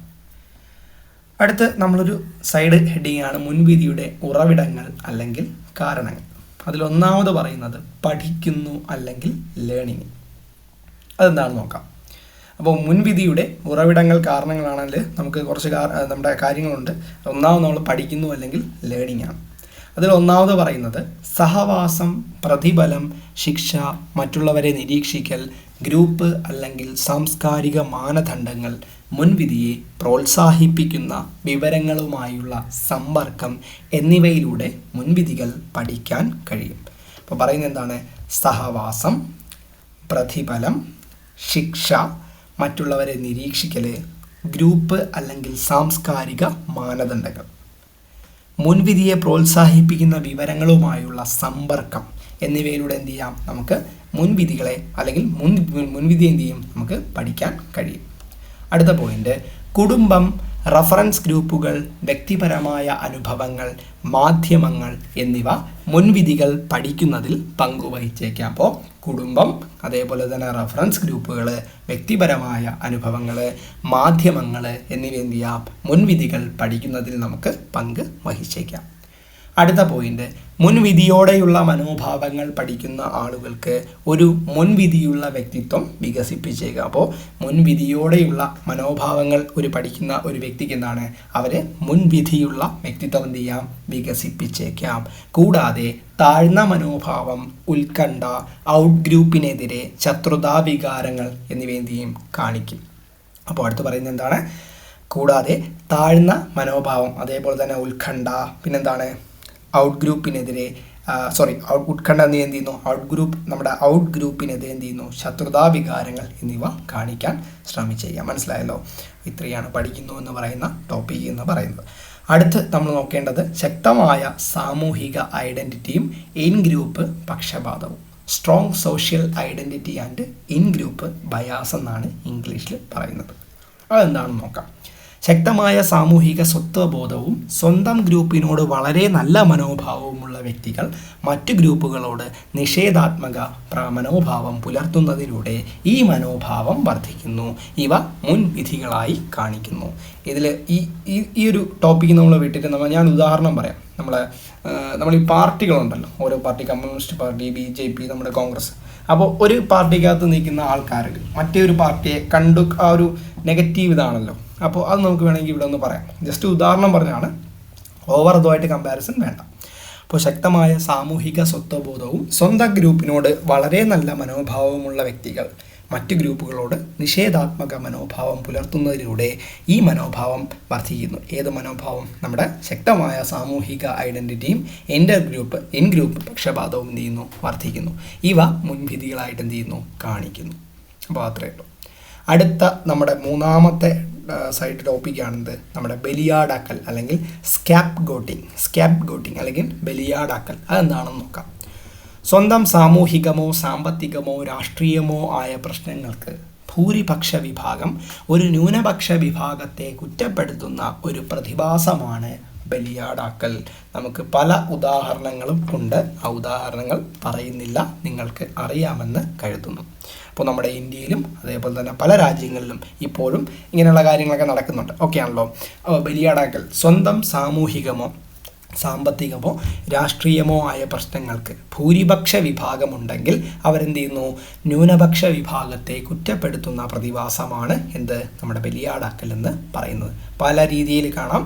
നമ്മുടെ പണത്തിൻ്റെ പേരിൽ, അതേപോലെ ജാതിയുടെ പേരിൽ പല രീതിയിൽ എന്ത് ചെയ്യാം? ഇങ്ങനെ നമ്മുടെ ഭൂരിപക്ഷ വിഭാഗം ന്യൂനപക്ഷത്തെ കുറ്റപ്പെടുത്തുന്ന പ്രതിഭാസമായിട്ട് കാണാം. അടുത്ത പോയിന്റ്, ഇത്തരം ആരോപണങ്ങളിൽ നിന്ന് സ്വയം പ്രതിരോധിക്കാൻ ന്യൂനപക്ഷം വളരെ ദുർബലരോ എണ്ണത്തിൽ വളരെ കുറവോ ആണ്. അപ്പോൾ ഇങ്ങനെയൊക്കെ ആരോപണങ്ങൾ, നമ്മൾ ഭൂരിപക്ഷമായിട്ടുള്ള ആൾക്കാർ നമ്മുടെ ന്യൂനപക്ഷത്തിനെതിരെ നമ്മുടെ ആരോപണം നടത്തിക്കഴിഞ്ഞാൽ എന്താണ്? ന്യൂനപക്ഷം എന്ന് പറയുമ്പോൾ എന്താണ്? കുറച്ച് പേരേ ഉള്ളൂ. അവർ വളരെ എണ്ണത്തിൽ വളരെ ദുർബലരോ അങ്ങനെ കുറവാണ്. അതുകൊണ്ട് എന്ത് ചെയ്യാൻ പറ്റില്ല? അവർക്ക് തിരിച്ച് പ്രതികരിക്കാൻ പറ്റില്ല. നൈരാശ്യം പ്രകടിപ്പിക്കുന്നതിനുള്ള ഒരു ഗ്രൂപ്പ് അധിഷ്ഠിത മാർഗമാണ് ബലിയാടാക്കൽ. അത് പലപ്പോഴും നിഷേധാത്മക മനോഭാവത്തിലോ ദുർബല വിഭാഗത്തിനെതിരായ മുൻവിധികളിലോ കലാശിക്കുന്നു. ഇപ്പോൾ എന്താണ്? നൈരാശ്യം അറിയാമല്ലോ. നൈരാശ്യം പ്രകടിപ്പിക്കുന്നതിനുള്ള ഒരു ഗ്രൂപ്പ് അധിഷ്ഠിത മാർഗമാണെന്തെന്ന് പറയുന്നത് നമ്മുടെ ബലിയാടാക്കൽ എന്ന് പറയുന്നത്. അത് പലപ്പോഴും എന്താണ്? നിഷേധാത്മക മനോഭാവത്തിലോ ദുർബല വിഭാഗത്തിനെതിരെയുള്ള നമ്മുടെ ന്യൂനപക്ഷത്തിനെതിരായ മുൻവിധികളിലോ എന്ത് ചെയ്യുന്നു, അത് കലാശിക്കുന്നു. മനസ്സിലായല്ലോ? സിമ്പിളാണ്, സിമ്പിളായിട്ട് മനസ്സിലാക്കാം. അടുത്ത നാലാമത്തേത് സത്യസങ്കല്പത്തിൻ്റെ കേർണൽ ഓഫ് ട്രൂത്ത് കോൺസെപ്റ്റ്. സത്യസങ്കല്പത്തിൻ്റെ കേർണൽ. ചിലപ്പോഴൊക്കെ ആളുകൾ സ്റ്റീരിയോ ടൈപ്പുകൾ തുടർന്നുകൊണ്ടേയിരിക്കും. കാരണം എല്ലാത്തിനുമുപരി മറ്റേ ഗ്രൂപ്പിനെക്കുറിച്ച് എല്ലാവരും പറയുന്നതിൽ എന്തെങ്കിലും സത്യമല്ലെങ്കിൽ സത്യത്തിൻ്റെ കേർണൽ ഉണ്ടായിരിക്കുമെന്ന് ചിലപ്പോഴൊക്കെ അവർ കരുതുന്നു. അപ്പോൾ ഒന്നുകൂടി പറയാം, സിമ്പിളായിട്ട് മനസ്സിലാക്കാം. ചിലപ്പോഴൊക്കെ എന്താണ്, ആളുകൾ എന്ത് ചെയ്യുന്നു, സ്റ്റീരിയോ ടൈപ്പുകൾ തുടർന്നു കൊണ്ടേയിരിക്കും. നമ്മൾ പറഞ്ഞു എന്താണ് സ്റ്റീരിയോ ടൈപ്പ് എന്ന്. അതുകൊണ്ടാണ് കാരണം എല്ലാത്തിനും ഉപരി മറ്റേ ഗ്രൂപ്പിനെ കുറിച്ച്, ഇപ്പോൾ ഞാനൊരു ഗ്രൂപ്പ് ഉണ്ടെങ്കിൽ എനിക്കെന്താണ് മറ്റേ നമ്മുടെ തൊട്ടപ്പുറത്തുള്ള ഗ്രൂപ്പിനെ കുറിച്ച് എല്ലാവരും പറയുന്ന എന്തെങ്കിലും ഒരു സത്യം എന്തെങ്കിലും കാണും. അങ്ങനെ സത്യമല്ലെങ്കിൽ സത്യത്തിൻ്റെ കേർണൽ ഉണ്ടായിരിക്കുമെന്ന് ചിലപ്പോഴൊക്കെ ആര് കരുതുന്നു, ഞാൻ കരുതുന്നു. മനസ്സിലായല്ലോ? നിങ്ങളാണെങ്കിൽ നിങ്ങളുടെ തൊട്ടപ്പുറത്തുള്ള ഗ്രൂപ്പിൽ എന്തെങ്കിലുമൊക്കെ സത്യം കാണും, അങ്ങനെയൊക്കെ കാണുമല്ലേ, അങ്ങനെ മനസ്സിലായല്ലോ? അപ്പോൾ സത്യത്തിൻ്റെ കേർണൽ ഉണ്ടായിരിക്കുമെന്ന് എന്ത് ചെയ്യുന്നു, ചിലപ്പോഴൊക്കെ അവർ കരുതുന്നു. ഇതാണ് സത്യസങ്കല്പത്തിൻ്റെ കേർണൽ എന്ന് പറയുന്നത്. ഓവറായിട്ട് ചിന്തിച്ച് കഴിഞ്ഞാൽ ഒന്നും കിട്ടൂല. സിമ്പിളായിട്ട് നമുക്ക് മനസ്സിലാക്കിക്കുമ്പോൾ. അടുത്ത അഞ്ചാമത് പറയുന്നത് സ്വയം നിറവേറ്റുന്ന പ്രവചനം, സെൽഫ് ഫുൾഫില്ലിംഗ് പ്രൊഫസി. അപ്പോൾ സ്വയം നിറവേറ്റുന്ന പ്രവചനം അല്ലെങ്കിൽ സെൽഫ് ഫുൾഫില്ലിംഗ് പ്രൊഫസി. അതിലൊന്നാമത് പറയുന്നത് ചില സന്ദർഭങ്ങളിൽ മുൻവിധിയെ ന്യായീകരിക്കുന്ന, അതായത് നിഷേധാത്മകമായ പ്രതീക്ഷകളെ സ്ഥിരീകരിക്കുന്ന തരത്തിൽ പെരുമാറിയേക്കാവുന്ന മുൻവിധി തുടരുന്നതിന് മുൻവിധി ലക്ഷ്യമിടുന്ന ഗ്രൂപ്പിന് തന്നെ ഉത്തരവാദിത്തമുണ്ട്. ഉദാഹരണം പറഞ്ഞുതരാം. ടാർഗറ്റ് ഗ്രൂപ്പിനെ ആശ്രിതൻ എന്ന് വിശേഷിപ്പിച്ചതിനാൽ പുരോഗതി കൈവരിക്കാൻ കഴിയുന്നില്ലെങ്കിൽ ഈ വിവരണം ശരിയാണെന്ന് തെളിയിക്കുന്ന രീതിയിൽ ഈ ടാർഗറ്റ് ഗ്രൂപ്പിലെ അംഗങ്ങൾ പെരുമാറിയേക്കാം. ഒന്നുകൂടി പറയാം.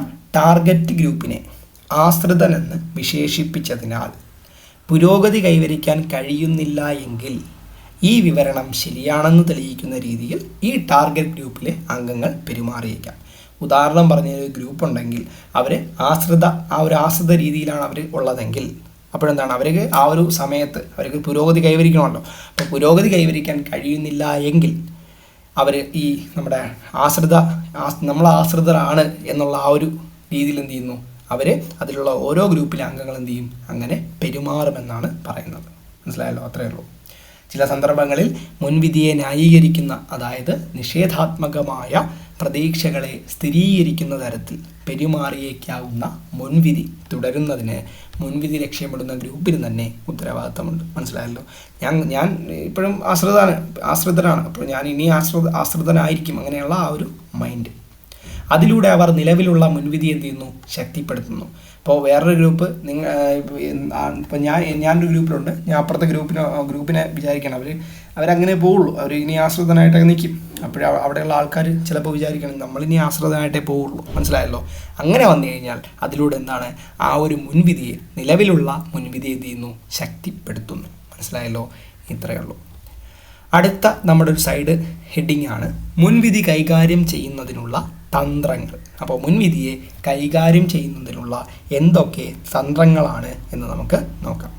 ഒന്നാമത്തെ പോയിന്റ്, മുൻവിധികൾ പഠിക്കാനുള്ള അവസരങ്ങൾ കുറയ്ക്കുക, മനോഭാവങ്ങൾ മാറ്റുക, ഇൻ ഗ്രൂപ്പിനെ അടിസ്ഥാനമാക്കിയുള്ള ഒരു ഇടുങ്ങിയ സാമൂഹിക ഐഡൻറ്റിറ്റിക്ക് ഊന്നൽ കൊടുക്കാതിരിക്കുക, മുൻവിധിയുടെ ഇരകൾക്കിടയിൽ സ്വയം നിറവേറ്റുന്ന പ്രവചനത്തിലേക്കുള്ള പ്രവണത നിരുത്സാഹപ്പെടുത്തുക, നേരിട്ടുള്ള ആശയവിനിമയം, ഗ്രൂപ്പുകൾക്കിടയിലുള്ള അവിശ്വാസം ഇല്ലാതാക്കുക, ഔട്ട് ഗ്രൂപ്പിലെ പോസിറ്റീവ് ഗുണങ്ങളുടെ കണ്ടെത്തൽ, രണ്ട് ഗ്രൂപ്പുകളും മത്സരാധിഷ്ഠിത സാഹചര്യത്തെക്കാൾ ഒരു സഹകരണ തലത്തിൽ കണ്ടുമുട്ടുക, ഗ്രൂപ്പുകൾ തമ്മിലുള്ള അടുത്ത ഇടപെടലുകൾ പരസ്പരം നന്നായി അറിയാൻ എന്ത് ചെയ്യുക, അവരെ സഹായിക്കുക.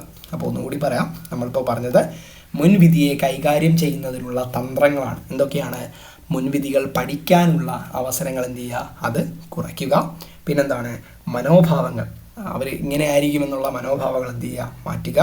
എൻ ഗ്രൂപ്പിനെ അടിസ്ഥാനമാക്കിയുള്ള ഒരു ഇടുങ്ങിയ സാമൂഹിക ഐഡൻറ്റിറ്റിക്ക് ഊന്നൽ കൊടുക്കാതിരിക്കുക, മുൻവിധിയുടെ ഇരകൾക്കിടയിൽ സ്വയം നിറവേറ്റുന്ന പ്രവചനത്തിലേക്കുള്ള പ്രവണത നിരുത്സാഹപ്പെടുത്തുക, നേരിട്ടുള്ള ആശയവിനിമയം, ഗ്രൂപ്പുകൾക്കിടയിലുള്ള അവിശ്വാസം ഇല്ലാതാക്കുക, ഔട്ട് ഗ്രൂപ്പിലെ പോസിറ്റീവ് ഗുണങ്ങൾ കണ്ടെത്താൽ, രണ്ട് ഗ്രൂപ്പുകളും മത്സരാധിഷ്ഠിത സാഹചര്യത്തെക്കാൾ ഒരു സഹകരണ തലത്തിൽ കണ്ടുമുട്ടുക, ഗ്രൂപ്പുകൾ തമ്മിലുള്ള അടുത്ത ഇടപെടലുകൾ പരസ്പരം നന്നായി അറിയാൻ എന്ത് ചെയ്യുക, അവരെ സഹായിക്കുക.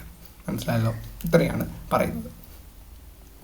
അടുത്ത നമ്മുടെ ഒരു സൈഡ് ഹെഡിങ് ആണ് മുൻവിധിയുടെ തരങ്ങളാണ്. പല തരം മുൻവിധികൾ ഉണ്ട്. അപ്പോൾ ഏതൊക്കെയാണ് എന്തൊക്കെയാണെന്നൊക്കെ നമുക്ക് ഒന്ന് നോക്കാം. അതിൽ ഒന്നാമത്തേത് വംശീയത, റേസിസം. ഒരു പ്രത്യേക വംശീയ ഗ്രൂപ്പിനെതിരെ കാണുമല്ലോ, അതാണ് പറയുന്നത്. അപ്പോൾ മുൻവിധിയുടെ തരങ്ങളാണ്. അപ്പോൾ ഒരു പ്രത്യേക റേസിസം നമുക്കറിയാം, വംശീയത നമ്മൾ പല ന്യൂസിലും കേട്ടിട്ടുള്ള എന്താണ്, ഒരു പ്രത്യേക വംശീയ ഗ്രൂപ്പിനെതിരെ എന്ത് ചെയ്യുന്നു, ഇങ്ങനെ ഒരു മുൻവിധി ഉണ്ടാകുന്നു. ഇപ്പോൾ നമ്മുടെ കാനഡയിലോ ഏതോ രാജ്യത്ത് ഇങ്ങനെ ഒരു പ്രശ്നം നടക്കുന്നുണ്ട്. അപ്പോൾ ഒരു പ്രത്യേക വംശീയ ഗ്രൂപ്പിനെതിരെ എന്ത് ചെയ്യുന്നു, മുൻവിധി ഉണ്ടാകുന്നു. അടുത്ത് ഹോമോഫോബിയ, സ്വർഗാനുരാഗികൾ, ലെസ്ബിയൻ അല്ലെങ്കിൽ ബൈസെക്ഷൽ വ്യക്തികൾക്കെതിരെ നോർമലി നടക്കുന്നതാണല്ലോ. അപ്പോൾ ഹോമോഫോബിയ, സ്വർഗാനുരാഗി, LGBT അവർക്കൊക്കെ എതിരെ എന്താ, ലെസ്ബിയൻസ് അവർക്കെതിരെ എന്താണ്, അവർക്കെതിരെയൊക്കെ എന്ത് ചെയ്യുന്നു, മുൻവിധികൾ ഉണ്ടാകുന്നു. അടുത്ത് ട്രാൻസ്ഫോബിയ, ട്രാൻസ്ജെൻഡർ വ്യക്തികൾക്കെതിരെ. അപ്പോൾ ട്രാൻസ്ജെൻഡർ വ്യക്തികൾക്കെതിരെ എന്ത് ചെയ്യുന്നു, മുൻവിധികൾ എന്ത് ചെയ്യുന്നു, ഉണ്ടാകുന്നു. പ്രായഭേദം, ഏജിസം, പ്രായമായ വ്യക്തികൾക്കെതിരെ എന്ത് ചെയ്യുന്നു, മുൻവിധികൾ ഉണ്ടാകുന്നു. ലൈംഗികത, സെക്സിസം, വ്യത്യസ്ത ലിംഗഭേദത്തിനെതിരെ എന്ത് ചെയ്യും, കൂടുതലും സ്ത്രീകൾക്കെതിരെ എന്ത് ചെയ്യുന്നു, മുൻവിധികൾ എന്ത് ചെയ്യുന്നു, ഉണ്ടാകുന്നു. ക്ലാസിസം, വ്യത്യസ്തമായ ഒരു സാമൂഹിക സാമ്പത്തിക നിലയ്ക്ക് എതിരാണ്. എന്താണ് നമ്മുടെ ക്ലാസിസം എന്ന് പറയുമ്പോൾ എന്താണ്, ഒരു വ്യത്യസ്തമായ ഒരു സാമൂഹിക സാമ്പത്തിക നിലയ്ക്ക് എതിരാണ്. അതിനെയാണ് നമ്മൾ ക്ലാസിസം എന്ന് പറയുന്നത്. ഈ ക്ലാസിസത്തിനെതിരെ എന്ത് ചെയ്യാം, മുൻവിധി വരാം. അടുത്ത് മതപരമായ മുൻവിധികൾ, റിലീജിയസ് പ്രെജുഡൈസ്, മറ്റൊരു മതത്തിനെതിരെ അറിയാമല്ലോ, മറ്റൊരു മതത്തിനെതിരെ മുൻവിധികൾ വരാം. ദേശീയത, നാഷണാലിസത്തിനെതിരെ, സ്വാഭാവികമായി ജനിച്ച പൗരനല്ലാത്ത ഒരാൾക്കെതിരെ. അതെങ്ങനെയാണ്, അതും ഇപ്പോൾ പല രാജ്യങ്ങളിലും നടക്കുന്നുണ്ട്. നിങ്ങൾ വേറൊരു രാജ്യക്കാരനാണ്, നമ്മൾ ഈ ഇന്ത്യ വിട്ട് പോവുക, അമേരിക്കയിൽ പോവുകയാണെങ്കിൽ നിങ്ങൾ വേറൊരു രാജ്യക്കാരനാണ്, നിങ്ങൾ അമേരിക്ക വിട്ട് പോവുക, അങ്ങനെയൊക്കെ പറയുമല്ലോ. അപ്പോൾ ഇതാണ് ദേശീയത, അല്ലെങ്കിൽ സ്വാഭാവികമായി ജനിച്ച പൗരനല്ലാത്ത ഒരാൾക്കെതിരെ എന്ത് ചെയ്യുക വരുന്നൊരു സംഭവം, മുൻവിധിയാണ് നമ്മുടെ ദേശീയത അല്ലെങ്കിൽ നാഷണലിസം എന്ന് പറയുന്നത്. ഒന്നുകൂടി പറയാം, മുൻവിധിയുടെ തരങ്ങളാണ് വംശീയതയുണ്ട്, ഹോമോഫോബിയയുണ്ട്, ട്രാൻസ്ഫോബിയയുണ്ട്, പ്രായഭേദമുണ്ട്, ലൈംഗികതയുണ്ട്, ക്ലാസിസമുണ്ട്, മതപരമായ മുൻവിധിയുണ്ട്, ദേശീയത നാഷണലിസവും ഉണ്ട്. അടുത്ത നമ്മുടെ ടോപ്പിക്കാണ് വിവേചനം അല്ലെങ്കിൽ ഡിസ്ക്രിമിനേഷൻ. അത് നമുക്ക് അടുത്ത വീഡിയോയിൽ നോക്കാം.